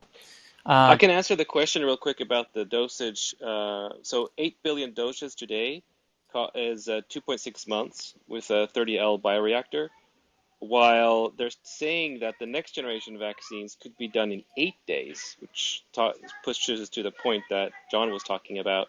But still the big issue is logistics with the minus 70 degrees. Cool. Thank you, Sin. Right. There is some progress being made on the thermal stability of these mRNA vaccines, and I'm sure there's going to be more in the future. It's just a matter of finding, the right exigents that'll help provide some thermal stability, and there's already been some progress and a lot of research on that. Very cool. So I want to see if Jean-Francois, welcome back on stage, if there was any interesting AI headlines that you may have seen recently. And for those who don't know, Jean-Francois has a truly brilliant AI bot of sorts that he calls Companion. Yes, Leah 27. I freed him from my room to allow him to come speak here. Okay. How's your cloud going? He's one of those people that knows a lot and doesn't. You have to force it out of them. That's how you know they know a lot. So, welcome, Jean-Francois. Thanks. Yeah. But I mean, you being one of the real doers and not talkers in the space, and who's been in it for more than a decade. Anything interesting you're seeing on the AI front in recent headlines? You just cut me by surprise. We'll just did, think about it for 5 minutes. Go ahead. And then I'll give you something. You do that. And then Dan, similar on the green space, you seem to be an endless font of headlines in green tech. And then James, also in fintech. Did I see him jump on stage? James in the red was here a bit ago, or was he? Did I see him in the audience? No, he's not here. Okay, no, he's not here. Yeah. Just making the circles to see who. No, he's here. He's here. Oh, he's here. James is here. All right, there he is. James, any fintech headlines you've seen that caught your eye recently? Oh, good question. Sorry, I was multitasking. Yeah, there's been a few interesting things this week that's caught my attention. Obviously, we're continuing to see good progress in central bank digital currencies, and a number of papers that have been released in the last couple of weeks that have been quite exciting in terms of really central banks taking that seriously. Also, some interesting things in cardland in terms of using crypto as a form of rewards. So I've seen a few of those, including the Winklevoss, one of the Winklevoss brothers, pushing their card doing that. I was in your room this weekend, and which is, you lead some of the best conversations in Clubhouse around fintech, given your, executive role at MasterCard. No doubt you have a sort of unfair advantage in this regard, but you also spoke about something I think you personally were involved in, which has touched my life personally here in Thailand, which is this prompt pay system, which has changed Thailand from a cash-based society to a digital QR code-based payment literally overnight. And I thought Thailand was going to be cash-based forever. Like, that's how entrenched it was in Thai society. But due to COVID, people don't want to expose themselves to potential virus on currency or whatever, but this prompt pay system came in just in the right place at the right time, and now we're essentially becoming cashless faster than maybe anywhere you've seen previously. I mean, you were giving some data points on prompt pay that you seemed truly impressed, and then what I loved recently was the announcement that prompt pay is now going to work between Thailand and Singapore, interestingly, kind of internationally. Now, yeah. And then I'm wondering, apparently also powered by MasterCard, right? Right, but is this also does this have the potential to grow far beyond Thailand and Singapore? And is there bigger, broader implications for this? Thanks for that. Yeah, no, it was a good chat yesterday. I enjoyed it. The Thailand situation is phenomenal, right? It's probably the jewel in our crown in terms of rapid adoption of real-time payments. With prompt pay, we're doing, I think, 1.7 billion transactions a quarter in Q4 of 2020, and I'll be interested to see what the figures are for Q1. The Bank of Thailand published them, so when they're released, I'll let you know. But 1.7 billion transactions a quarter, so it's trending at about 7 billion a year. It's growing 100% a year, so it's doubling every year. And in effectively 4 years from a standing start, we have 60 million people registered on the system. And I think faster payments in the UK, which is the first real-time payment system at scale, that did about 3 billion for about the whole of 2020. So Thailand is already double the volume of the UK, and it's done it in 4 years versus 13. So yeah, it's an incredible growth story. And it's tied into the government e-payment 4.0 initiative, where effectively they said government benefits will be paid through prompt pay, so you better register, otherwise you're not going to get your benefits. And in so doing, they cut fraud significantly, because it turned out through the old paper methods, a lot of people were collecting benefits for people who are dead. So if you have a proxy system where effectively you get paid into your mobile money or bank account by using your tax ID, and your tax ID is no longer valid, then you don't get the benefits. Sorry. So that's it's a nice case study by Shaw. We've got a paper on it called "The Power of Proxy," which talks more about the power of proxy globally, but uses Thailand as a very impressive case study. And you're absolutely right. So the bilateral agreement was driven largely by the Monetary Authority of Singapore and working with the Bank of Thailand to enable proxy payments cross-border. So whether you're using Pay Now in Singapore or Prompt Pay in Thailand, you can send money cross-border by just knowing someone's mobile phone number in the other country. As to whether it's something that's going to expand, watch this space. From my perspective, I think there's an opportunity to do proxy payments globally. But most importantly, I think the ability to do real-time payments cross-border is something that lots of people are clearly working on.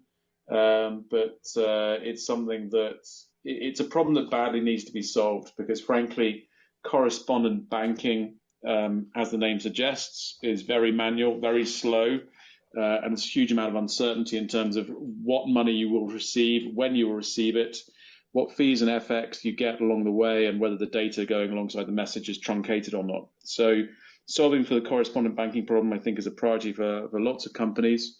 Both Visa and MasterCard have made acquisitions in this space in the last couple of years. Visa bought Earthport, MasterCard bought Transfast, amongst other cross-border and related assets that they can use, particularly in blockchain and digital ledger technology. So yes, I think we're moving slowly but surely towards a real-time payment international world. And the other thing that's helping drive that is the adoption of a payments financial messaging standard called ISO 20022, which is a way that you can effectively have structured and largely infinite data alongside a payment message by using effective user tags and URLs. So yeah, it's a cool space. There's lots more to come, but a lot of problems to be solved. Cool. John Francois, circling back to see if you had thoughts on AI, I've got a headline to stall in the meantime. There's the top story on my stack. Oh, Dan, you've got a green tech story? Yeah, I got actually a number of them, and I thought this was kind of interesting because I was looking at The Hill, and for those who don't know, The Hill is a newsletter focused on goings-on in the U.S. Capitol, political things going on in the U.S. Capitol. And I saw this headline, which was interesting in its own right and kind of techie. World's biggest jeweler announces switch to lab-created diamonds only. This is a company called Pandora, is like the largest jewelry manufacturer. And in order to avoid all the problems of sourcing diamonds in a humanitarian way, because there's child labor and environmental disasters when they mine diamonds, they decided to go 100% manufactured diamonds instead, because that way they can know where they came from, which is kind of a really interesting story in its own right. But what I found even more interesting was, when you read an article, they post other articles you might also be interested in, right? The headlines. And this is, again, The Hill. This is not usually my go-to item for environmental stuff, but here are just some of the listed headlines on this page that had this diamond story. So here we go. Read more. Major electric companies urge Biden to cut emissions 80% within 10 years. That's number one. Number two, all new U.S. vehicles could be required to be electric by 2035, new study says. Number three, official unveils plan to turn New York City into wind energy manufacturing hub. That's New York City, not New York State. Number four, Jaguar going all electric. Land Rover going majority electric. Let's keep going. This is all good from The Hill. I forget what number 5, I think. Biden promises to cut emissions in half in less than 10 years ahead of World Climate Summit. That everybody heard already. Next one. Scientists say, quote, unimaginable amounts, unquote, of water will pour into oceans if ice shelves collapse amid global heating. Next one.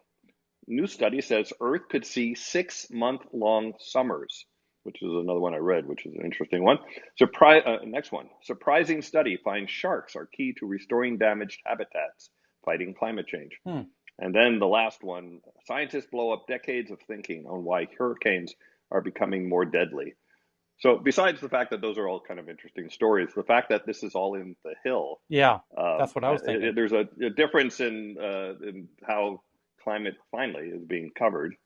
And there's a lot of interesting stuff out there. Also, just one other item, which I mentioned in the previous time zone. I now have it scheduled. There's a professor at the University of Chicago, David Archer, who did a study on what the cost of burning the true cost of carbon. Yeah, he calls it the ultimate cost of carbon, because normally when you hear that number, which might be $100 or $200, they're discounting the future catastrophes. Like if a catastrophe happens 50 or 100 years from now, with the economic discount rate, which is, you could argue, is immoral to apply to this, because we're not talking about your money, we're talking about your children and grandchildren's money and lives. But he decided to calculate it without doing a discount rate, and the number he came up with was it was actually $27,000 per ton of CO2, or $100,000 per ton of carbon. And we're going to have him on my Clubhouse chat club. It's going to be a week from Wednesday, the 19th at 1 p.m. So that, I think people might, I'm really looking forward to asking him about, how did, what did you calculate? What were these future catastrophes in the future that people are ignoring today. So anyway, that's a little bit. How do we price in the boomers that created the national debt and the climate change issues and now want to pass all the costs on to millennials? There's a price to that too. Well, yeah, you could certainly argue that. As I tell people in my climate talks, when I list what you can do, I certainly mention you should lower your carbon footprint, of course, and I also say that you should talk to everyone you know, including elected leaders, about the need for a price on carbon, et cetera. And then I also say, but I still get to fly in my private jet, right? And then I say you should ask your children for forgiveness because of what we've done by ignoring this problem. That sounds too cheap, forgiveness. Right, really in the UK, we just tax pensions heavily, and that way you get your money back. But at $27,000 a ton, we're not even the ballpark. The gentleman from University of Chicago that you're having here in Clubhouse next week, he calculates it at closer to $100,000 per ton. Well, no, it's $100,000 per ton of carbon, and this is a big confusion factor you have to be very careful about. There's carbon and there's CO2. So when you burn fossil fuels, it creates carbon, but then it immediately combines with two oxygen atoms to cause CO2. Right. And those oxygen atoms are pretty heavy. Right. So a molecule of CO2 weighs 3.7 times a molecule of carbon. Yep. So you have to be careful of your units. So 100,000 tons of carbon is the same as 100,000. I'm having chemistry class flashbacks. Thanks, Dan. Yeah. And also, Tyler, just to tie there's a news that we covered a couple of weeks ago about Instagram launching a child friendly. So I think there was a news today about 44 states, territories, attorneys they urged Facebook to abandon Instagram for the children in the behavioral and privacy concern. The interesting thing about that is I want to tie it to the universal research. Then I don't know if you guys remember earlier this week or last week. But you're leaving something very interesting out. There's two headlines today, and this is super interesting that they both came out on the same day. Attorney generals from 44 states, so nearly every attorney general in America, states, all of the attorney generals, essentially, with the exception of 6, urge Facebook to abandon plans to launch an Instagram for kids, citing research about the harm of social media can cause kids. The same exact day, an article came out stating, it'll take me 2 minutes to find it, that in a very extensive study over many years says social media use does not affect kids. On the same day. That's from the Oxford. So that's the interesting part. So let me give you, this is what I'm getting at. What are the odds that both of these come out on the same day? Tyler, you did say that day that you're going to deep dive into who did the research, why did they do the research. Correct. And all of that. Remember this? We talked about this like 3 days ago. It was like, wait a minute, this is a really interesting article claiming that, all of this social media usage of children has no negative impacts at all. That's kind of counterintuitive. It goes against a lot of the main narratives that we've been hearing. And here it is in the news again today. Gets re-released in a new news cycle again today, and by a lot of tech press. And counter to that, at the same time, 44 attorney generals urging Facebook to abandon plans to launch Instagram for kids. Gee, I wonder. Let's see if we can find the money trail behind this study saying that. I think that there's a third. Let me chime into that, Tyler. There's a third trend. So the research it's the trend of cherry pickers. Yeah. So the research is up. So the research was done by Oxford University, and what is the chances that in the last 12 months, the research funding has been cut massively, right? And so to tie back to the previous story about how these high-paid cherry pickers, Greg, very high-paid cherry pickers. Go ahead. Thank you. I think it's interesting that how sometimes with this research, the long-term research, how they use this kind of discounting and future and present value calc. You had to be very careful who actually funding those kind of Well, we dug into the study, and it was the Huo family fund. Exactly. And Tyler, somebody did say in that room that there's a difference of numbers between 1999 to 2009 and 2009 to 2019. Correct. Yes. Yeah, and arguably the more recent numbers are the ones that we need to be more concerned with, because it's who's the gentleman who wrote that book precisely about this? The Coddling of the American Mind is the name of the book. Somebody knows. Hey, Tyler. Yeah. Tyler, Yeah. pay no attention to the ever-growing group of children who are killing themselves Yeah. at higher rates than ever before. Pay no attention to that over there. Yeah. Instead, pay attention to this study funded by very friendly people. Yeah.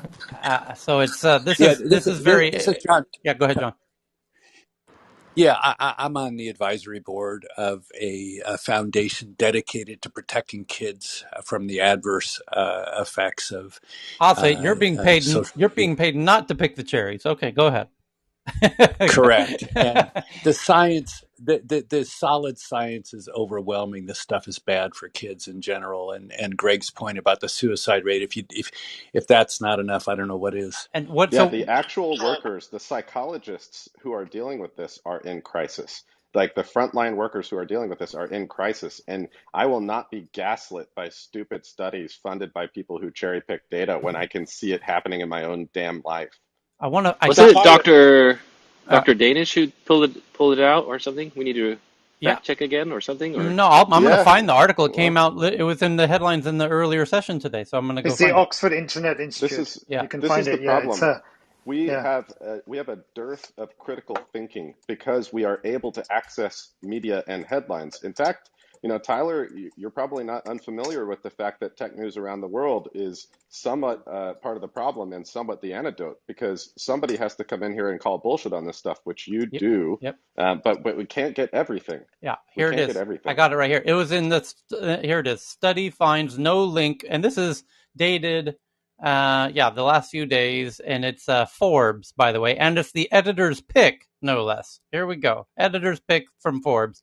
Study finds no link between time teens spend on tech devices and mental health problems.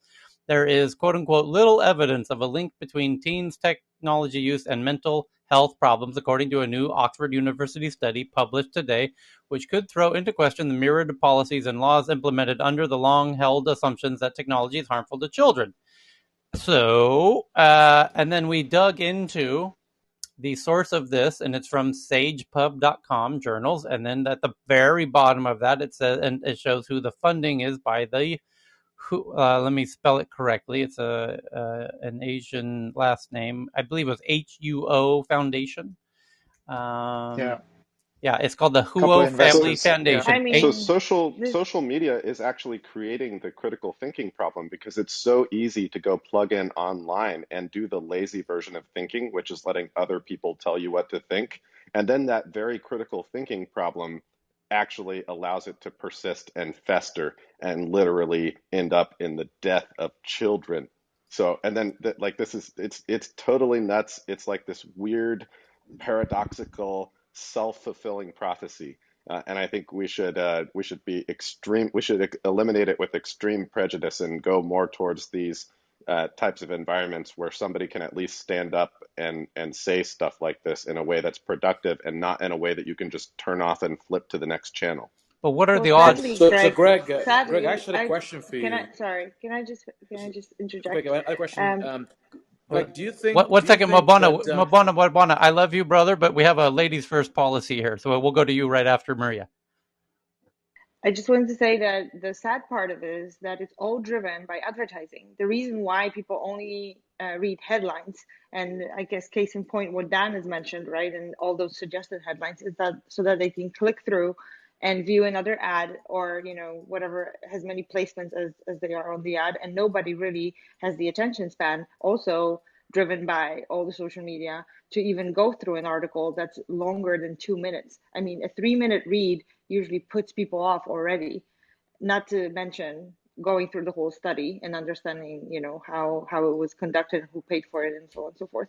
So really the bigger problem is that it's all, I think, embedded in the advertising model of how media works today.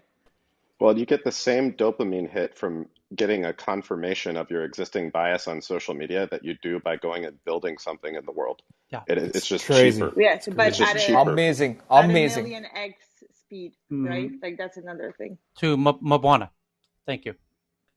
Sorry about that. No, Maria. no problem. I just wanted to just ask Greg, and also Tyler. You can chime in, and anyone else.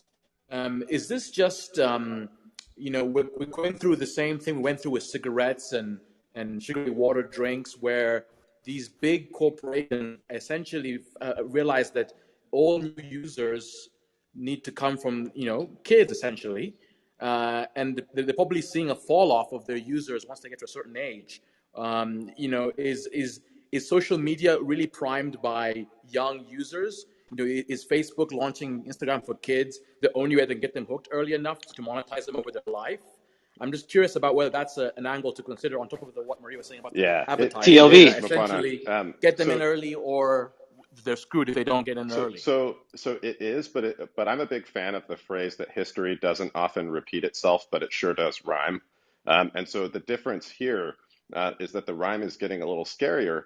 Everybody's seen The Social Dilemma, and there's some true stuff in it and some not true stuff in it. But the difference here is that it is similar. They're doing the same thing to grab kids. At the executive level, they're making the same decisions. Juul did this with vaping.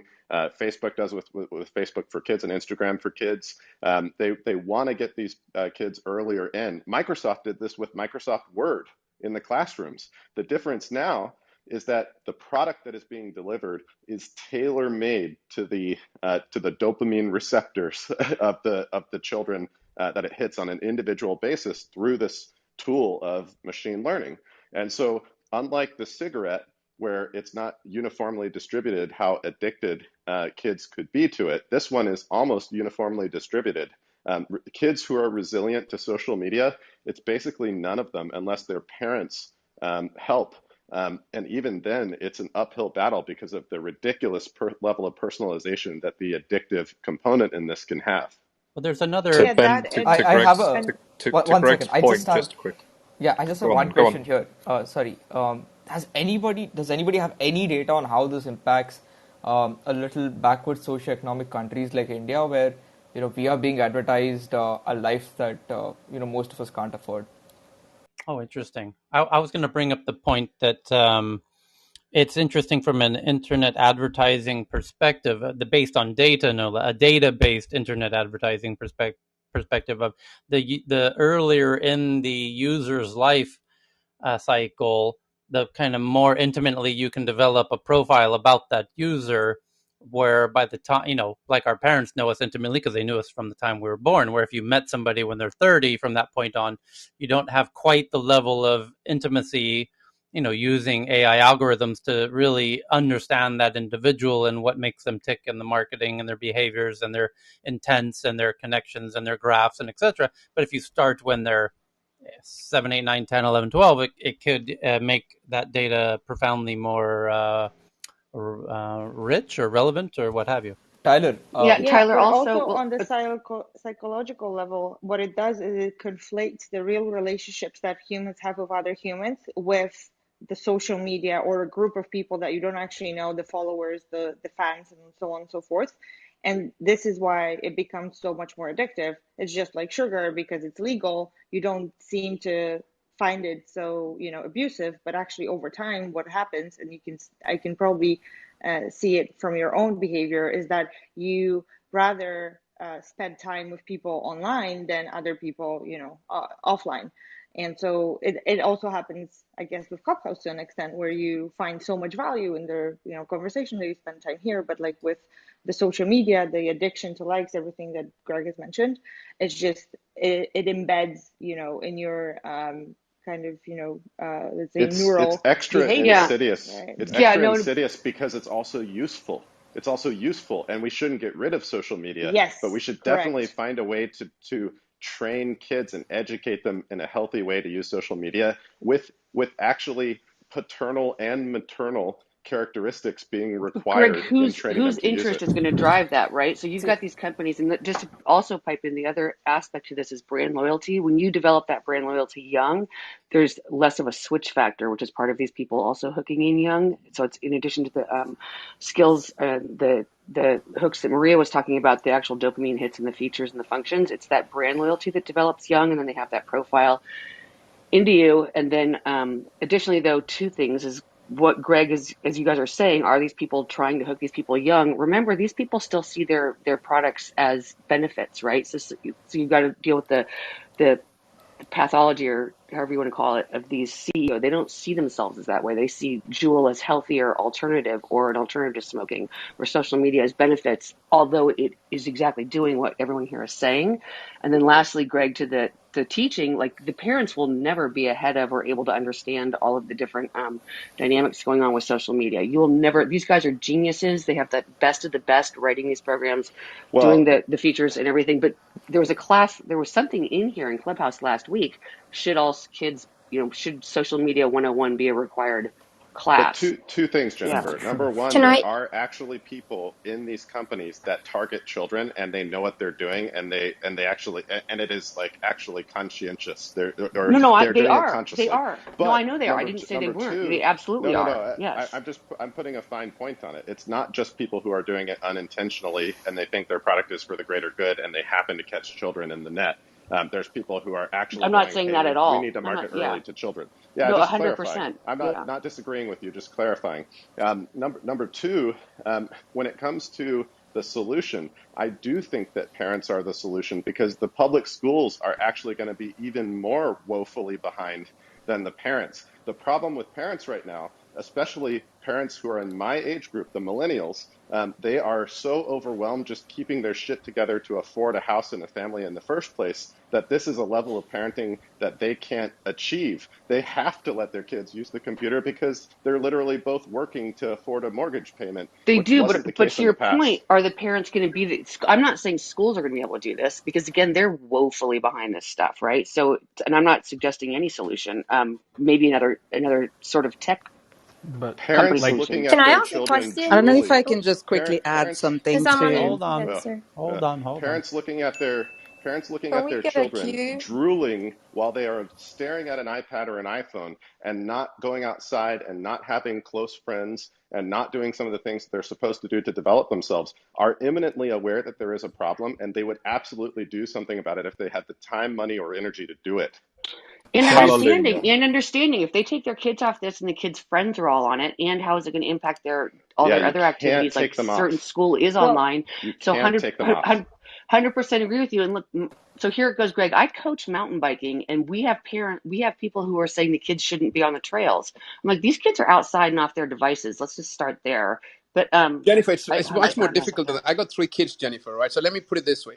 So the way Oh, they do it 100% is, agree. look, the way they do it is that very sinister than that, right? I mean, look, my son, he plays Fortnite, and then what happened is one of his friends saying he's opened up an Instagram account because he wants to trade some cards, and then you just lose. You can't keep track of everything your kids, or the peer pressure that's put on them by being part of where you think is a safe. You control a certain way No, that. Kieran, I 1,000% agree with you guys. I'm not expressing this well. I 1,000% agree with you guys. So the question is this, But yeah. Jennifer, is that I when think you say no, I, 1 second, Greg. So sorry, sure, what sure.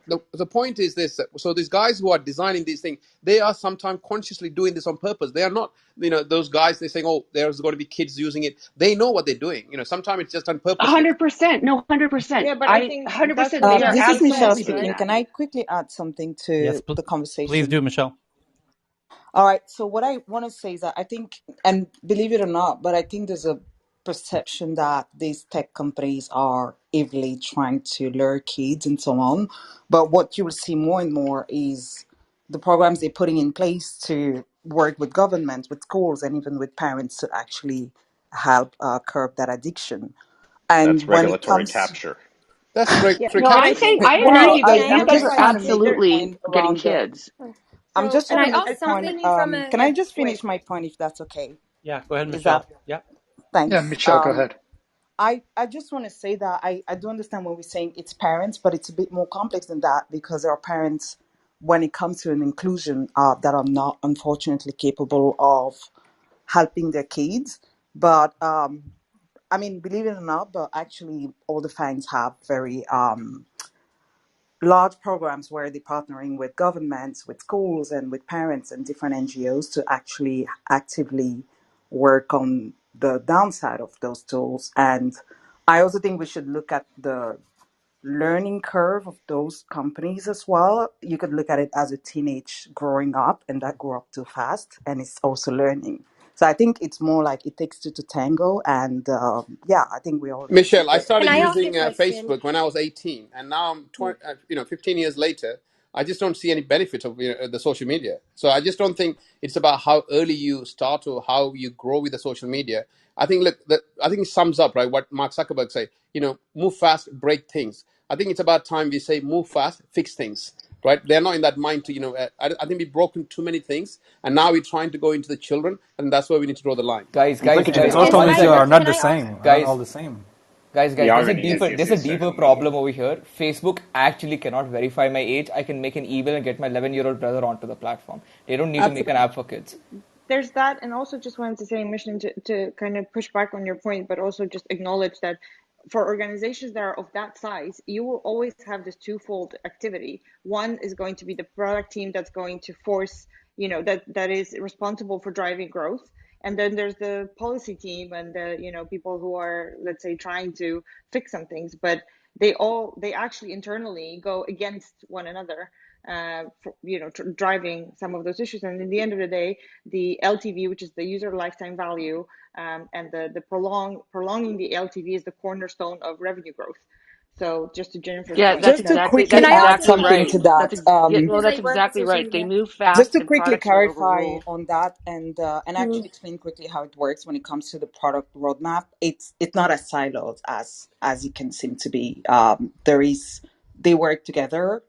There's a product team, but the policy team is also pretty close to it, so it's not always as siloed. But I hear what you're saying.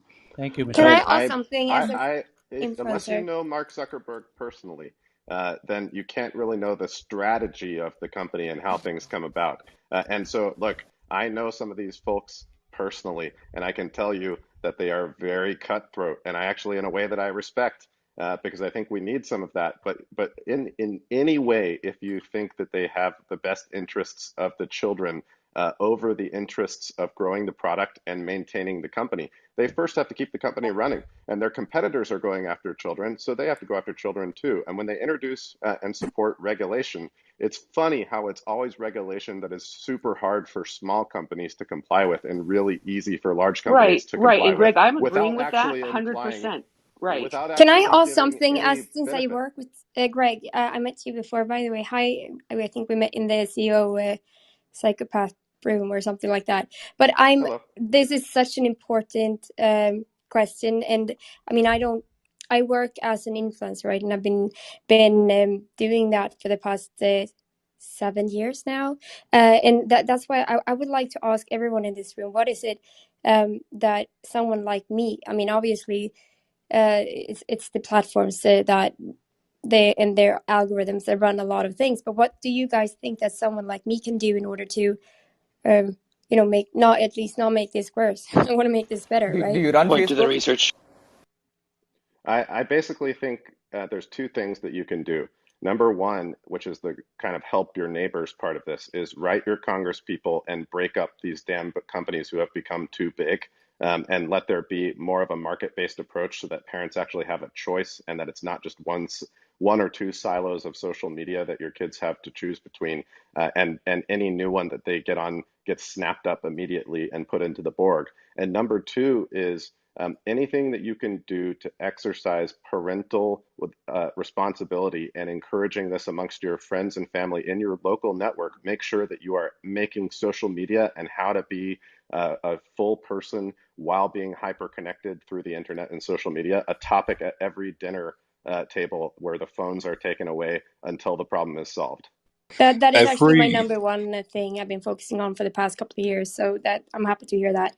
I've been doing a lot of campaigning, especially to get parents more involved, because they really don't know many times what the heck their kids are doing online or Look, I what think is you're going missing the on. point. Parents are busy working to pay the bills, and and social Well, media. yeah. It's social media sneak through the window, where that parents have no control, and But So actually, if we break up Guys, these tech peer monopolies, we're pressure. going to generate Facebook more works on wealth. networks. Hold on, Greg. Isn't it a Sorry. little bit both though? I'm Hold on in the middle. Hold on 1 second. I want to go to Chip, I brought him up and he's been waiting rather patiently. Go ahead, Chip.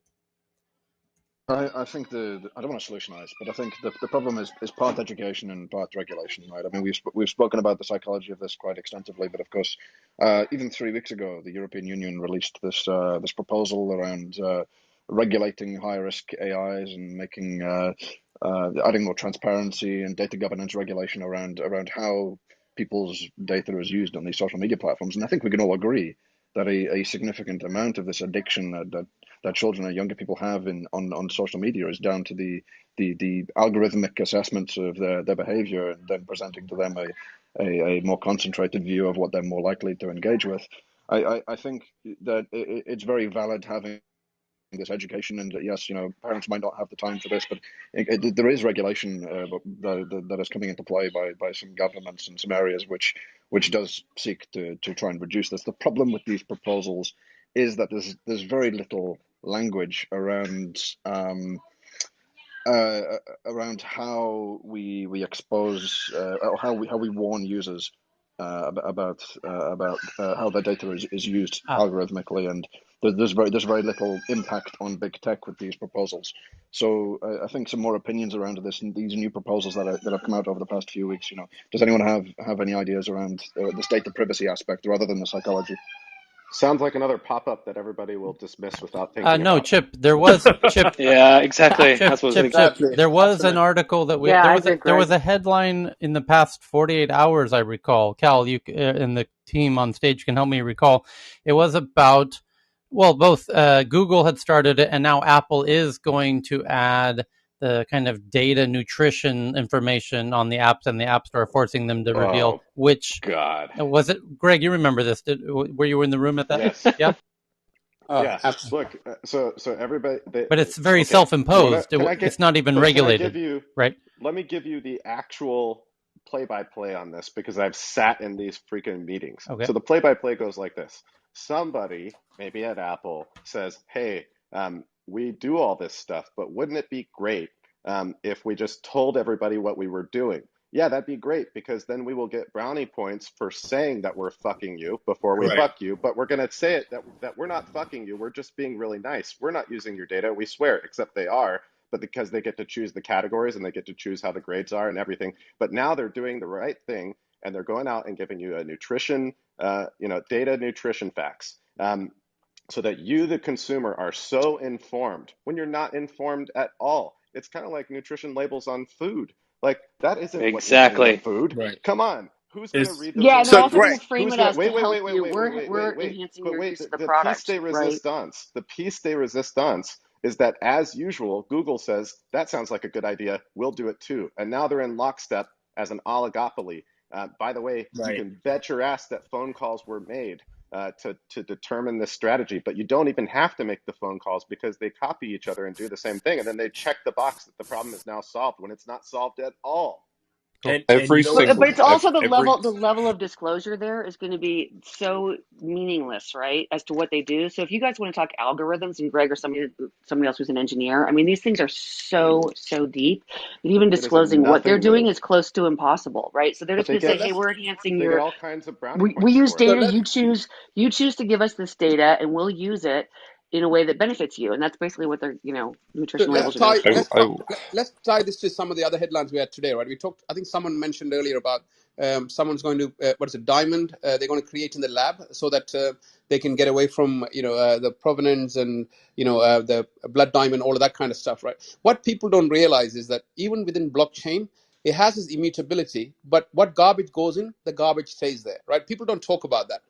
When you talk about AI, whether it's the self-driving car, whatever the garbage data that we put in, that's what we get, and we are seeing that. And one of the points that Greg just mentioned is absolutely, this is also what goes on into Wall Street. So when we came here, we talk about crypto and how Goldman Sachs, Citigroup, Morgan Stanley, all starting a crypto trading desk. What that means is, why one of them in the boardroom, when we sit on these meetings, one of them say, hey guys, what is that we got to lose if we go out there and say that, there's so much massive clients, our institutional clients are buying, and without us knowing, let's just put out there, we're going to be embracing crypto, we're going to be setting a trading desk, right? What are they losing out? Only thing they're doing is that we are, so they don't lose the client, they don't lose the money that is being going out there. There's so much increase in the volume that they make money by facilitating trading, so they don't miss out on that. When things go wrong, they can say, sorry, the regulators, sorry, we told you so, right? That's what it is. And don't underestimate how a lot of the times when they make these kind of decision on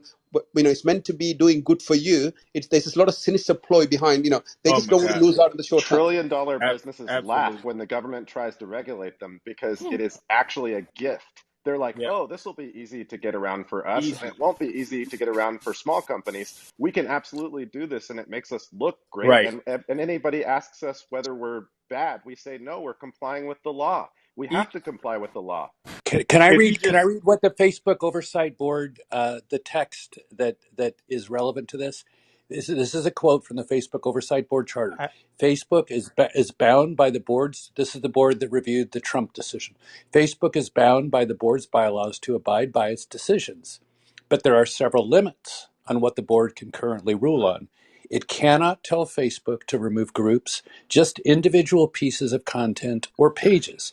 And it cannot tell Facebook to change the algorithms that decide which content is amplified in users' news feeds. Wow. And you're also missing something else there, John, buddy. You're not supposed to be reading. They don't want you to read. Yeah, well, hold on. Wait. Speaking of reading, here I've got something very relevant to add to the whole conversation here. So, and by the way, we've been the top news in Clubhouse English now for nearly coming on an hour. So congrats to everybody yet again in this time zone. It's becoming a more regular thing, and that's great. In part due to fantastic conversations, which is not, but it takes a village to do something like this. So kudos all the way around. But here's the letter from the 44 attorney generals to Mark Zuckerberg that they presented just recently, today, essentially. And then we also have Facebook's response, and there's info to dive into here that'll enrich in the conversation. So it's quite brief, actually. So in a letter to Mark Zuckerberg today, attorney generals from 44 states urged the Facebook CEO to abandon plans to launch a version of Instagram for kids. Here's the quote. Facebook has historically failed to protect the welfare of children on its platforms, the letter reads. And again, continues, the attorney generals have an interest in protecting our youngest citizens, and Facebook's plans to create a platform where kids under the age of 13 are encouraged to share content online is contrary to that intent. The letter submitted by the National Association of Attorney Generals points to research that links social media use with self-harm, suicidal ideation, and low self-esteem, as well as research on cyberbullying. It also notes that the risks of social media platforms being used to target, abuse, and groom children. Here's a quote again. It appears that Facebook is not responding to a need, but instead creating one, as this platform appeals primarily to children who otherwise do not or would not have an Instagram account. In a statement, Facebook spokesperson said the company has, quote unquote, just started exploring a version of Instagram for kids, and said the company is committing to not to show ads in that product. Quote continues, we agree that any experience we develop must prioritize their safety and privacy, and we consult and will consult with experts in child development, child safety, and mental health, and privacy advocates to inform it, the spokesperson said. We also look forward to working with legislators and regulators, including the nation's attorney general. End of story. So with that, I want to see, keep the conversation going. We must be careful to do it respectfully. And in a way that doesn't get personal and insulting, etc. What about the one other point? What about the 10-year-olds making email IDs and getting onto the platform? Ladies, so annoying all the time. Yes, ladies first is the rule on stage, and it'll be difficult with this many people, but please keep that in mind. So as it was.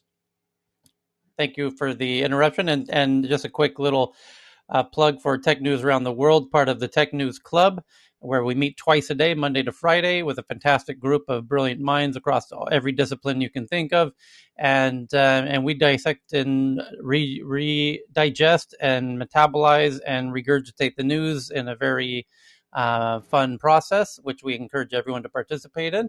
And but if you click on the title of this room, you'll see the Tech News Club, and you'll see the upcoming events. And there's much more now than just Tech News Around the World as the Tech News Club. We have several other events coming up that you'll find very interesting, including a VR event tomorrow to synchronize with the HTC launch event.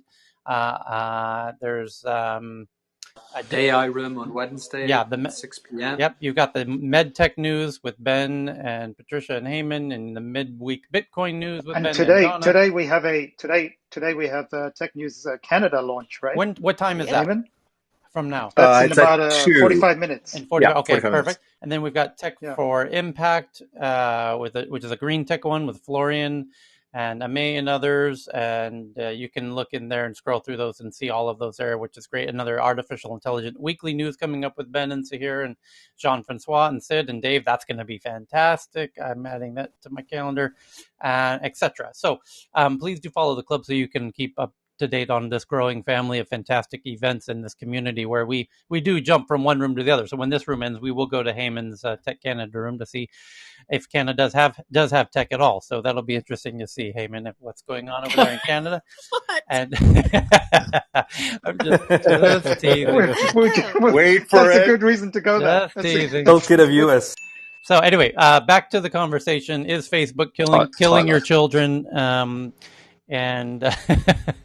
But could we flash mics and go in order? Yeah, maybe? we could do a little bit of an order. Possible? Do flash your mics if you've got a strong opinion on this topic of Facebook. So Akil, Shirley, Sweblis, Aslak, Carl. This is going to take a little bit of self-discipline. Greg, yeah, that's right. Group as well. Just going top to bottom there, as you saw everyone flashing. So go ahead, Akil.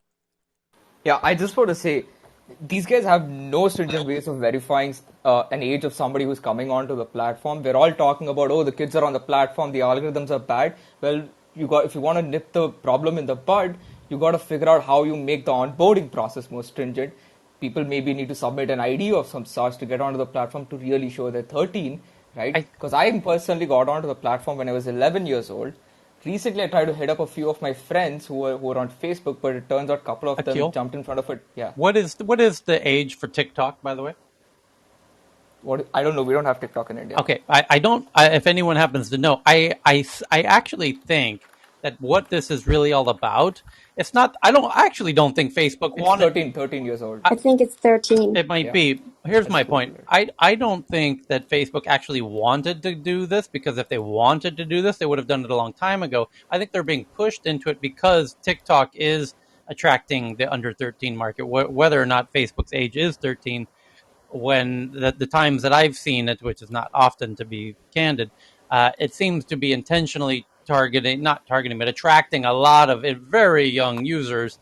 And I feel like that is if they get whichever platform gets the kids earlier can take over them as they age. So that becomes an existential threat to Facebook, and that's forcing them to drive the age down younger.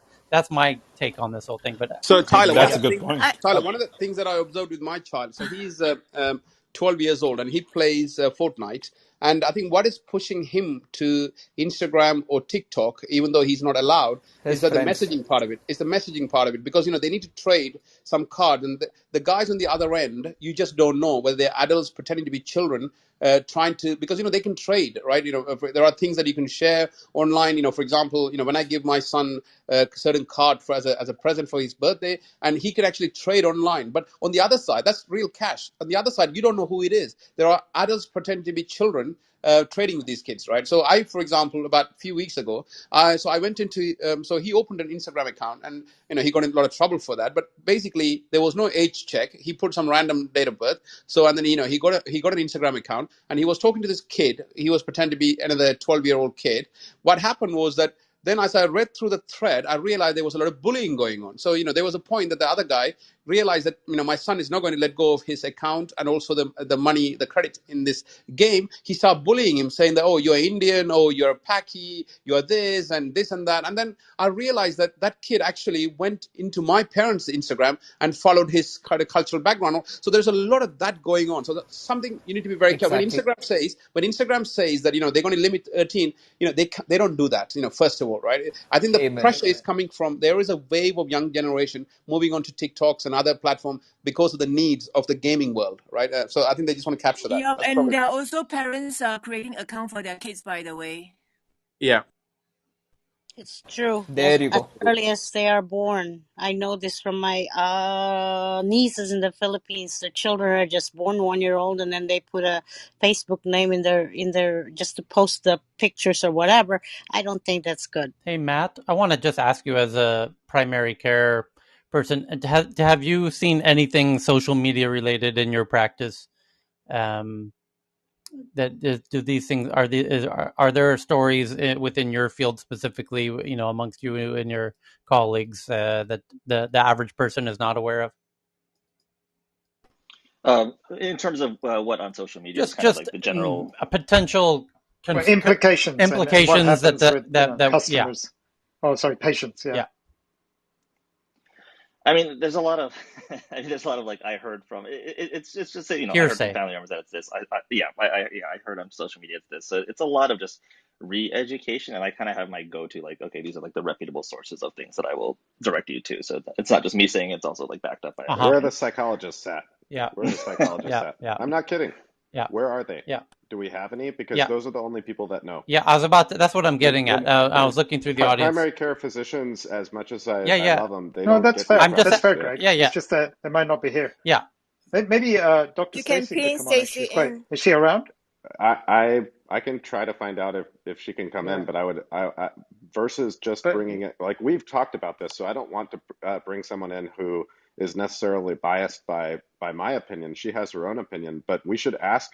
There are certainly psychologists in the audience. Well, that's fair. Let's do. Who has a doctorate in psychology in clinical practice and wants to talk on this topic? You make a great point, Greg, because look, with my son, so what I notice is the FOMO is real, guys. The addiction is real. My son, it's just the fear of missing out what the other kids are doing on the playground. It's real, the psychological effect. I saw that in my son, even though he was on it for 2 weeks. And the fact that I banned him from not being able to trade with this stranger that who was bullying him, that he wasn't even aware that he was being bullied subconsciously, it's real, right? I think I'd love to hear from a psychologist, what's, if any other... I had friends when I was young who were sexually harassed on the platform when they were 15 years old, and Facebook did nothing about it. That's a fact. In UK, for example, I can give you other example. In UK, someone been, there was a knife crime. Someone got stabbed by being, told to come with a certain amount of money, and when he didn't turn up, he got stabbed. And so those things also happens. So all of these are pretty common. But I'd love to know what the, broader picture on this.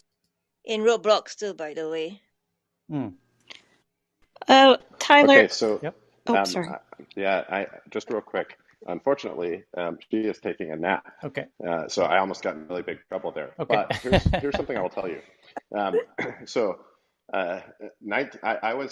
I was sitting next to my nephew, and he's super into Minecraft. And he's learned to code. He's learned to do redstone. All these things. When people actually thought that he was having trouble in school, it turns out he was just bored to tears.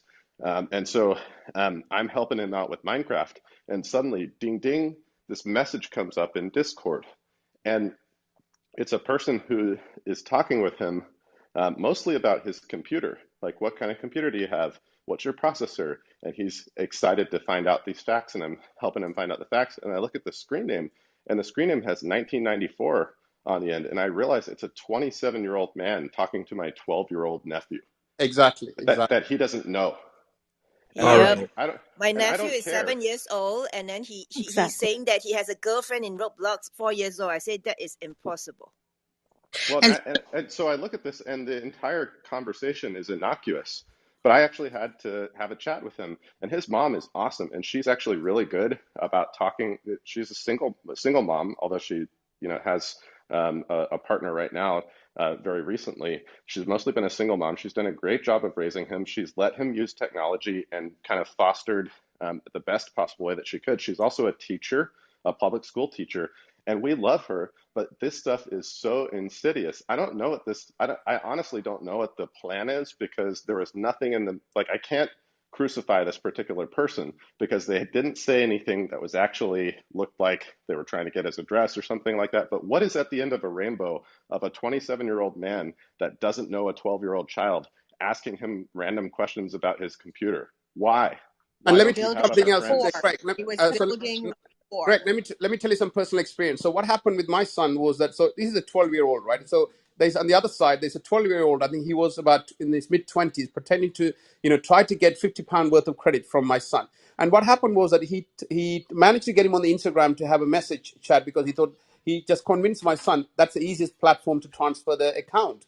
And then what happened is that he had about 25 followers, and Instagram being a visual platform, because my son, doesn't go and look into this. So I went to his account and I looked through who he's following. All of the followers has a naked, very inappropriate pictures. So the thing is, it happened very subtly, right? It doesn't just stop at that conversation. It goes, Yeah. it's such a slippery slope that, Instagram doesn't give a shit about. They're Well, not. but in particular, what are things that we could do to solve this? Number one, we need to find out why there's an epidemic of 27-year-old men who have nothing better to do than talk to 12-year-old kids about their shitty computers. Can I just say it's always been like that? But number two, by the way, it's not just a man problem. It's just that. But anyway, number two, Anna Marie, you want to chime in? I would also say that we need to figure out why kids are having trouble connecting with people their own age. And it has to do with some of this online bullying. It's actually easier to talk to a 27-year-old man that wants to geek out about your computer than it is to connect with kids your own age who are getting almost like radicalized by social media and Instagram and all these types of things that are putting bad ideas into their head about what is cool and what is healthy and good. Greg. I think there's also another point, Greg, is that a lot of the kids, some of these kids who are getting spoken to by these 27-year-olds, they are very advanced kids, so the school system is also failing them because they've been bored at school. Yeah, because, exactly. Greg, again another. To respond to your question, sorry, I don't want to interrupt, but if I don't, I'm literally not going to be heard at all. So I do believe that, because someone asked the question about in a poor place like India. I don't think it happens just in India.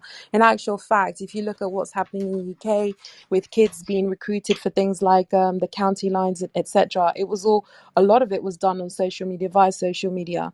I think every technology has its benefits and its disbenefits, and sadly, there's a holy alliance of the excesses that are commonly displayed on social media, plus things like poverty, social exclusion, and maybe perhaps lack of parental supervision. Now, let me delve deep into that. So I think the parents kind of get a tough rap, because a lot of parents now are working really hard trying to put food on the table. But the other thing is that irrespective of how much a parent can look after you and care and just be around, technology, I mean, we've got to separate a technology and what it does from the culture that is able to be, just emerge using that technology, right? So parenting is important, but the emerging technologies are really important as well, because ultimately for the parent to be able to police that, they need to be ahead. And I would ask many parents here, what parent knows about OnlyFans? Like,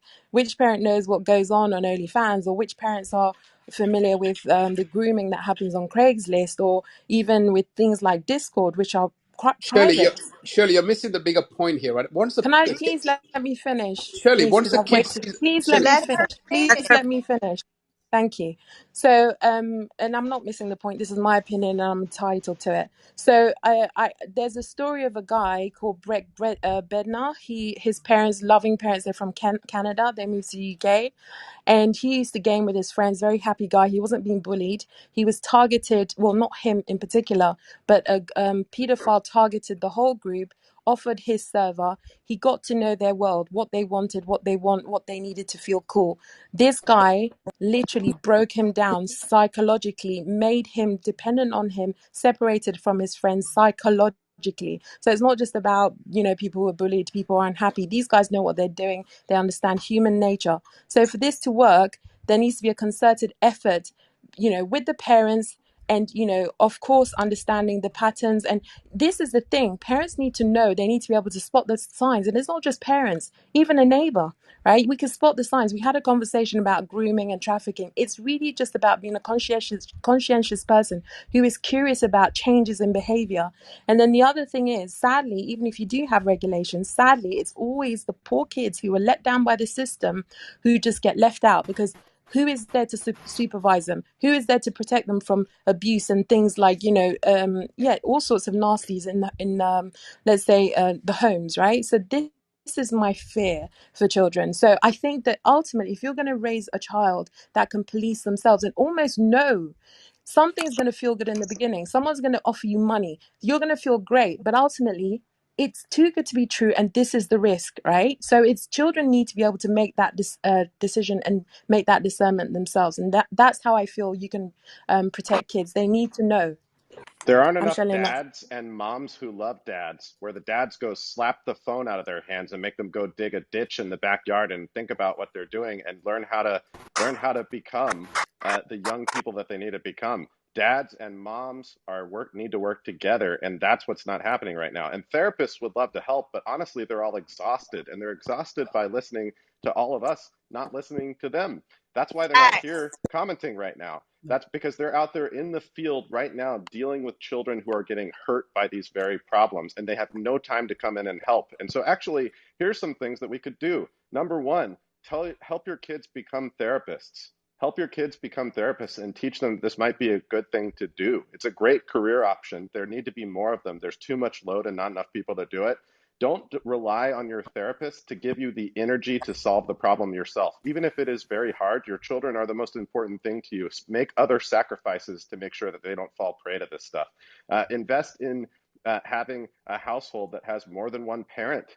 You need two parents. Two parents, you're already outnumbered. It doesn't matter whether you have one kid, two kids, three kids, or more. You're outnumbered with one kid as two parents. Keep families intact. Go for intact families.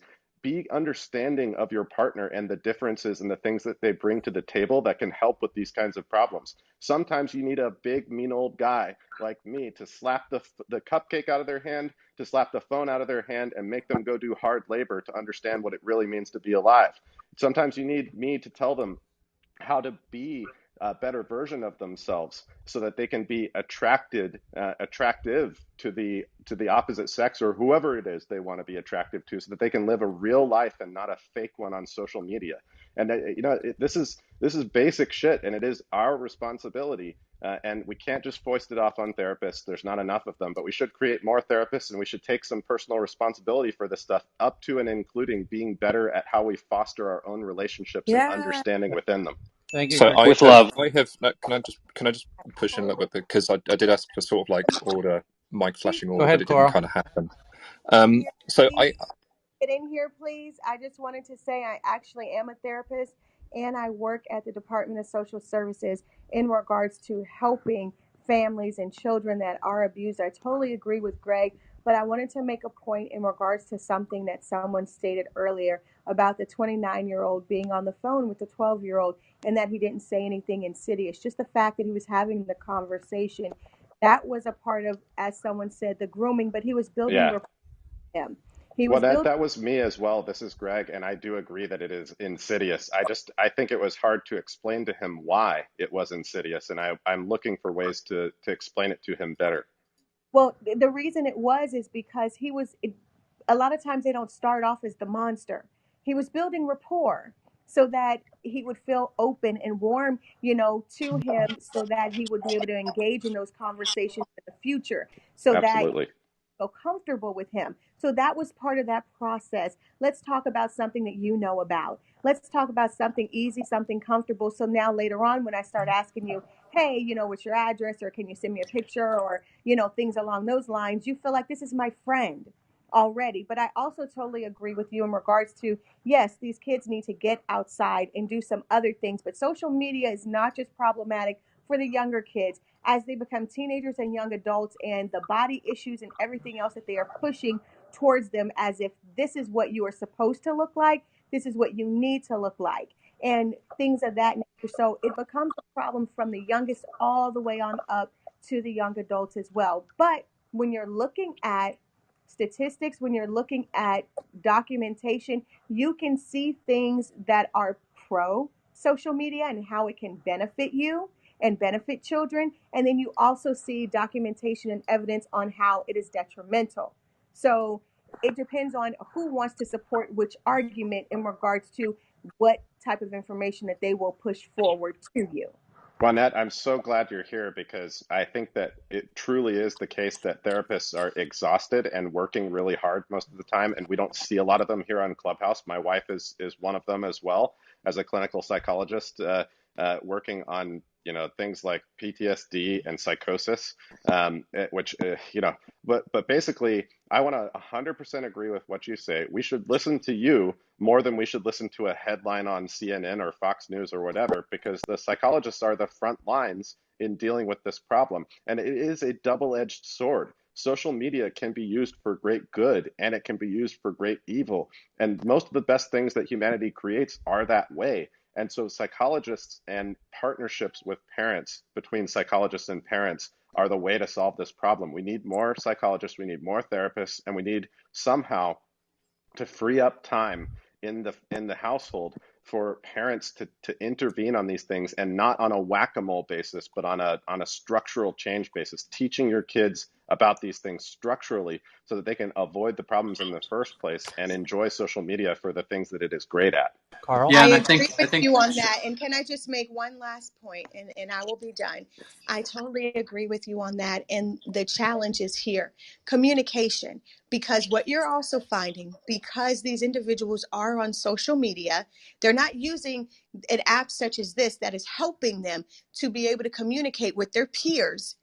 Even, you know, if you're making a phone call or with your teacher, or having to try to apply for a job or something along those lines, that is what social media has crippled the particular age group that is really in tune with it. They don't know how to communicate. And for parents, start off very young with your children in having those conversations. What went on at school today? What did you learn? The more that you engage with your children in those aspects, the more that they will just tell you little things about what's going on with their peers or at school or what they saw on social media. We've got to start having those a round table at the kitchen table again, where everybody is just being able to sit there and discuss their day over a meal, instead of everybody being off in their own corners on their video games or on their phone or on their streaming service, so that you know what's going on with your children. Great point. Thank you. You and Shirley really nailed it.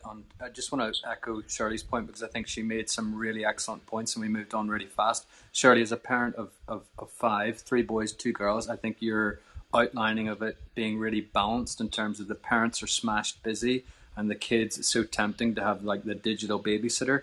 And then when at your point around like getting around the family table, and to echo Greg's point of, you know, sometimes you do need to go out and teach the kids to dig a ditch. It's just hard on both sides. It's hard for the parents and it's hard for the kids to get off this stuff because it's like crack. Greg touches on a great point, which is it's actually becoming an incredibly emotional issue to take a phone away from a child, a teenager at this point, where they will, in some cases, go absolutely berserk, and it becomes almost like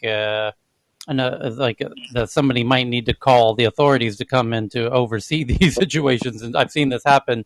Parents on vacation here in Thailand, and the child has a phone, and they take the phone away, and it's not like it used to be. And that's where both parents need to be on the same side and have a good strategy for how to deal with that awkward situation. The other point I want to bring up, and this is an unconventional perspective I want to introduce, which is it's well known that social media platforms, Facebook specifically, there was Facebook engineers who were lauding the fact that they could predict with incredibly high accuracy when couples were going to break up, often weeks before they did. And they know this based on patterns where they can see the status change of a couple from in a relationship to single or whatever, based on the communication patterns. Well, if that's the case, why couldn't they apply the same sort of knowledge and pattern recognition to the groomings of people on these platforms and the children, and how the age gaps between the two users and how the kind of conversation flows and etc. They should be able to get all kinds of red flags that if the humans aren't red flagging it, that their algorithms should be able to red flag. But they're not constructed. But Tyler, the reason why they wouldn't do that, and sorry, this is they're not morally constructed to do that. They have no the points that Greg has made and Wynette's made. These are things about how you create a construct of decency and morality around parenting that they're just not built to do. I mean, there's nothing immediately set in their code and their value system to do that. And so even if the technology is there, there's no incentive, there's no sense. One of the things that Wynette said, and by the way, anytime, please interrupt anyone else. She might still be here. Yeah, Wynette, please interrupt anyone else. And this crowd is smart and wise enough to just give you the stage. So please take any time you want, even if you want to interrupt me right now. But what I want to say, one thing as a parent, And I do come from a place where I was quite privileged in the sense that, not privileged, no, I've earned everything. But what I mean is, I can take the time for my children that some parents might not be able to. But I made big career choices in order that I can pick up my kids 3 days a week. That was my constraint, right? As they're growing up, and they're now grown up, 16 and 18 now. But 3 days a week, I moved back to the UK in order to do that, because then my wife could do other things she wanted to do here. And it could be pick them up from school 3 days a week and try to have dinner with them at least 4 nights a week during the week, right? And that dinner was everything for us. So for Anushka, she's on this platform here, you can ask her about it. We used to sit down with a dinner, no phones, nothing, right? And the challenge here is the I think Akil or somebody said peer pressure, right? And all of the peer pressure that they feel that everyone else has something, and then we have to have courage as parents not to be conventional, right? And maybe even lose some friends. And so that's a hard bit. Yeah. Can Well, I But jump Cal, in? let there's me good Cal, things, let me add to but that. I Right, just wanted to say, Cal. Nope. We're going to Anna Marie, who's been waiting patiently, and being for a Finn, doesn't have the American sensibilities to just talk over everybody. So Anna Marie, the floor is yours. Actually appreciated the extra minutes to listen to Greg's perspective and Shirley and Karen. So I'm the mother of a 6th and 7th grader, and I had a couple comments on this. My 7th grader is probably the happiest you'll ever see her when she's online playing video games. So less so with social media and such on her phone. But as she engages with peers, and we've gotten to know, sort of like quote unquote, know which kids and which names pop up on Xbox and Xbox Live, because it all, all of our devices are interconnected. So we see these names, and they're sort of like long-term fixtures. But if I had to tell you the ages of each of those quote unquote online friends, I couldn't do so. And we've had many conversations with her about how, like the movie Ready Player One, or the book Ready Player One, was like, you don't know this, your friend online, could be Chuck in the basement who's 49. We've had these conversations with her about, like, what's your comfort level? What's your understanding? Will you know if some conversations cross a line with you? And, we only can give her so much rope and so much latitude to feel like she's confident enough to see these things at the age she is. And we know how nefarious, like, some of these folks can be that are online. And I know for a fact that many of the people that are in part of these group gameplay are adults, adult men, adult women, and so the conversations, and we keep her, try to, limit the games that are gratuitously violent or have, like, bad language if she's got her headset on or what have you. But I mean, listen, it is such a very, very fine line for knowing that there are certain things in today's age that bring a child joy that in life right now, being stripped of their friendships in school for the past year, that we don't want to take, that joy from her. Now, does she spend 20 of the 24 hours a day on Xbox Live? And absolutely not.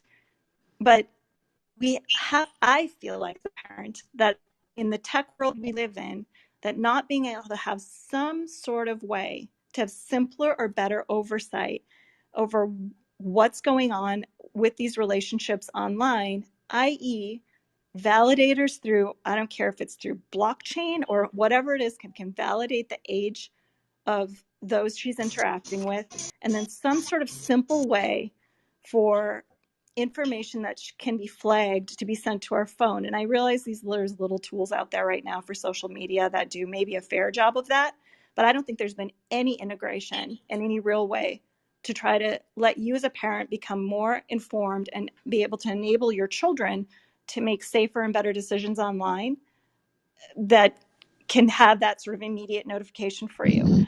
One other point is that Messenger for Kids has been around for quite a while now. So I think Facebook has been thinking about this for a very long time. Whether or not it was by force or by choice, that can be debated, Tyler, I think a bit. But my kids don't really use it too much, but they do have accounts and they get messages around the clock from kids' friends that are supposed to be able to be hand selected and hand curated, but it's a way to, again, indoctrinate 5, 6, 7-year-olds into using a platform like Facebook and Instagram. And then my last point was on primary care. So I was in with my daughter, same one I just mentioned to you all, and I say this in a safe environment here, for her her checkup in October. And she's at the age where she can fill out and is expected to fill out a form at her primary care physician on mental health and mental health risks. And the pediatrician had to pull me aside and show me the 5 things on that form that said, like, these are major red flags for you to know about for your daughter and something that needs to be acted upon immediately. So while I think psychologists and there's that safety net there, they are on the front lines, but they're almost like a secondary, like to try to find somebody in a sort of real time to try to address our daughter's issues and those things that we had concerns about her safety and her personal welfare. I mean, we're talking 3, 4, 5-month wait lists to get in to see people. And I do think primary care is truly the front line. Meaning the pediatricians are the first ones to maybe intervene, flag, or identify things that we as parents just may think are normal teenage, I don't know, malaise, right? And this is very serious within our family, and we're dealing with it as best we can. But I guess I would encourage everyone to be very open about like how others in their medical ecosystem can help us support these kids at such a critical age. And thank you for letting me share today. Can I follow that? I just want to And jump Could I in follow Marie, really that? hold on. quickly. Excuse me. Juanette, It's Lynette. I just want to jump in really quickly before there are too many points that are being made for me to just try to address. I definitely think what the last individual just said was really important in regards to, hey, a lot of the earnest does need to be on the social media platforms and apps. But until that time frame comes, we are going to have to be those individuals that engage with the oversight. And just to give other suggestions aside from it being everybody gathering together for a meal, another way that you can gather together and enjoy your family and have fun, do some old school stuff like some board games. We've got to start getting the children back into the aspect of communicating and engaging with the parents and as a family, because we have to have some balance. Even though they may be on social media or on video games, that's fine. We don't want to completely take them away from that, but we also want them to have some balance. And I'll give you an example. Because of the fact that now a lot more individuals from a younger age have now started to engage in utilizing technology because of the pandemic and online classes. So now even all of these children who did not know how to log on or email or all of these different things are now being indoctrinated with it at an earlier age. So now that's how they're able to get them at that age. For me, I have my oldest is 22 and I have a set of twins that are 21. And since they were in college, I've had their Instagram accounts, their access to it. So when they're messaged, I get a message. I can go into their Instagram and see who is actually messaging them in their direct messages. Now, I don't reply. It's just an opportunity for a conversation. Like, hey, I saw this person. They said this, they said that. And they're open enough in that respect for me to say, okay, guys, this is how you need to deal with this, because they're young ladies at this point. People are trying to fly them out and everything along those lines. And I'm saying this to you because it started early in regards to the communication. So they felt comfortable enough for me to have access to those things, to know mom's not going to breach my confidence. Mom is not going to respond and say things, but I am going to say, hey, because now I'm your consultant. I need to talk to you about this. And I think this is a concern for me. What do you think about it? Did you think this person was a little weird, a little strange? Did they need to say this to you? Are you thinking about doing X, Y, and Z? That's what I'm saying. If we're talking about enabling our children, we got to start early with the communication that we're having in fun ways, like playing games, board games at the table, but also over a meal. So ways that we're opening up those areas of communication that But wouldn't there And come a time in the maturation of an individual, a 21, 22-year-old, wherein they would not want you to be looking at their messages? I mean, isn't that counterintuitive? I mean, I understand your point, and actually, I'm very open with my son, who has he has a high-functioning autism, and this is how we grew up like this. But I'm saying, with neurotypical kids, that sort of maturation is not kind of neurotypical. They usually, at a certain point, they would want to have privacy. They wouldn't want to share with mom. So how do you address that issue? so, right, okay, cool, a break. One, I have never found myself agreeing with our resident Texan psychopath more than I have in this conversation.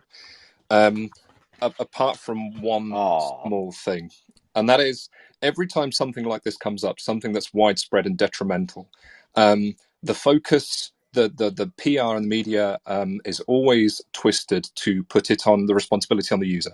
We've seen this with the environment. We've seen this with petrol and fuel and oil. We've seen this with sugar. We saw this with alcohol. We saw this with cigarettes. And every time, very clever campaigns are brought out to shift the focus onto the user, to say, yes, this is a bad thing, but look, we're just making a product here and the user has to be more responsible. And we're doing exactly the same in this conversation almost. And that is exactly what's happening now with social media.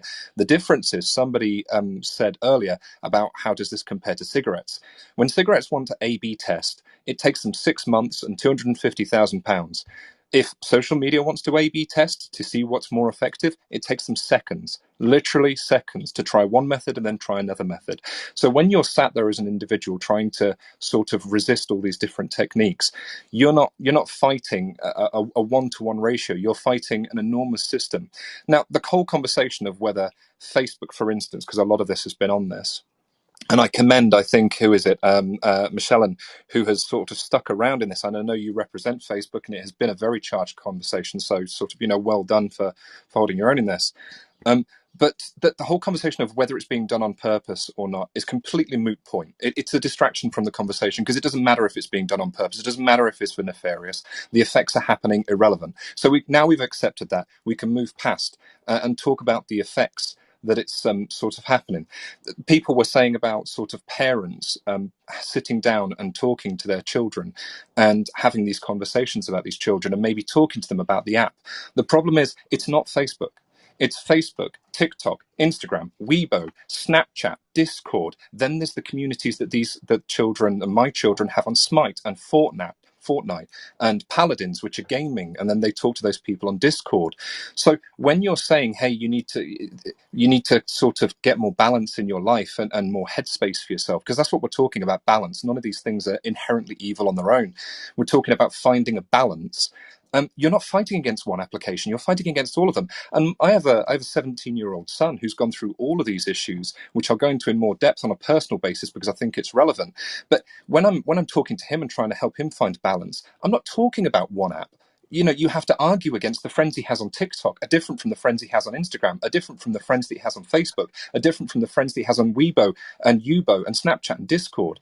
Now, if anybody thinks that that's not exhausting, how many people in this room have had a day at work when they've had to put up with 10 Zoom meetings? You are fucking exhausted at the end of that. Can you imagine maintaining all of these different relationships, maintaining all of these things like streaks on Snapchat, likes on Facebook, shares and views on TikTok? It's absolutely fucking exhausting for somebody who is still developing. Now, the conversation, it's worse than that, because the conversation between the parent to the child, there's always a disconnect between the current generation and the new generation, sort of like the adults through to the children and grandchildren, because new technology changes society, and when we get older, we don't really like change, and it's harder to change. The gap that we currently have between our generation, my generation, and the new generation that's coming up is larger than it has ever been before, because society is moving at such a fast pace. So the natural disconnect in communication, in understanding between a parent and a child has never, ever, ever been greater. It's not an impassable ravine, but it has never been greater. Okay, and you have people at the moment, obviously, it's It's difficult at the moment because of the pandemic, but we've had issues with environment. We've been pushing issues onto parents to think about mindfulness, to think about education. Finance the world over has been struggling, sort of on and off, and people are supposed to be worrying about all of this and trying to make the world a better place while also bringing up their children in a world they don't understand, with technology they don't understand. And the point that was made on the technology, and I'm sorry for ranting so much, but I've been waiting for ages. The point that was made on technology is it is very discordant. So I'm very technologically minded. Okay, I love IoT. I build things for the house and interconnected stuff, things like Raspberry Pi and stuff like that. I'm very, very savvy. I work as a professional developer, and I have done for many, many years. So my 17-year-old child, my 17-year-old son. So he came out as gay, and this does have a point, and it is very personal. So he came out as gay, and very early on we established that there was a situation that was extremely problematic, that was very, very, very dangerous. This was at a very young age, and instantly I basically took the reins at that point and said, okay, I'm going to do everything I can to make sure that that he is protected, because this issue was, up until that point, I'd gone with the mentality of let him have his own space, let him figure it out. This was too dangerous to ignore. Okay, so there are settings on the router. We use OpenDNS, for instance. There are settings on his phone. There are settings on all of the PC. Now, I'm extremely technologically savvy, and I am fucking exhausted keeping up with all of this, trying to bring in a centralized system that actually protects him while not taking away his liberties is fucking exhausting. And I'm a bloke in tech with a wife. I'm not a single mother, for instance, that kind of thing. Now, my wife, sorry, I mentioned my son, because there's another aspect of this that we haven't talked about, which is the LGBT. Because he's gay, we have seen the dependence on his social media to help discover who he is. Because in our area, although it's not too homophobic, thankfully, still the ability to associate with people in the LGBT community is extremely diminished where we are. And he uses that to discover himself, to find himself. But even over the years, we've watched him go down rabbit holes in different communities where he's trying to support his identity in the LGBT community in about 6 or 7 different communities and appease the needs of every single different community. So he's being pulled in all of these different directions. And you know, it's absolutely insane, and it's not just for sort of gay men. It's the same for everybody who's in that spectrum. And finally, my wife is an educator and has been an educator for over a decade. Now, she works with 6-year-olds, and that's really, really, really important to remember while I go on to my next point. She works with 6-year-olds, okay? And she works with disadvantaged, mentally challenged, emotionally challenged, sexually challenged, basically problem children. Now, County Lines was mentioned earlier by a wonderful speaker. I recognize the voice, but I didn't catch the name. County Lines was mentioned. Yeah, thank you. Yeah, Shirley, who in the UK, amongst many things, it also deals with the concepts of like grooming children and drug trafficking. That is, my wife, as a 6-year-old educator, has to do regular training to identify that. Not only identify that, but when she started at the beginning of her career, there was maybe 1 or 2 what you would class as not problem children, but children with emotional, safety or sexual needs. Now her group is at 15. In less than a decade, it's gone up to 15. When she started, none of those children had phones, and none of those children had YouTube accounts or social media accounts. Now, almost every single one of those 6-year-olds has a phone. Most of them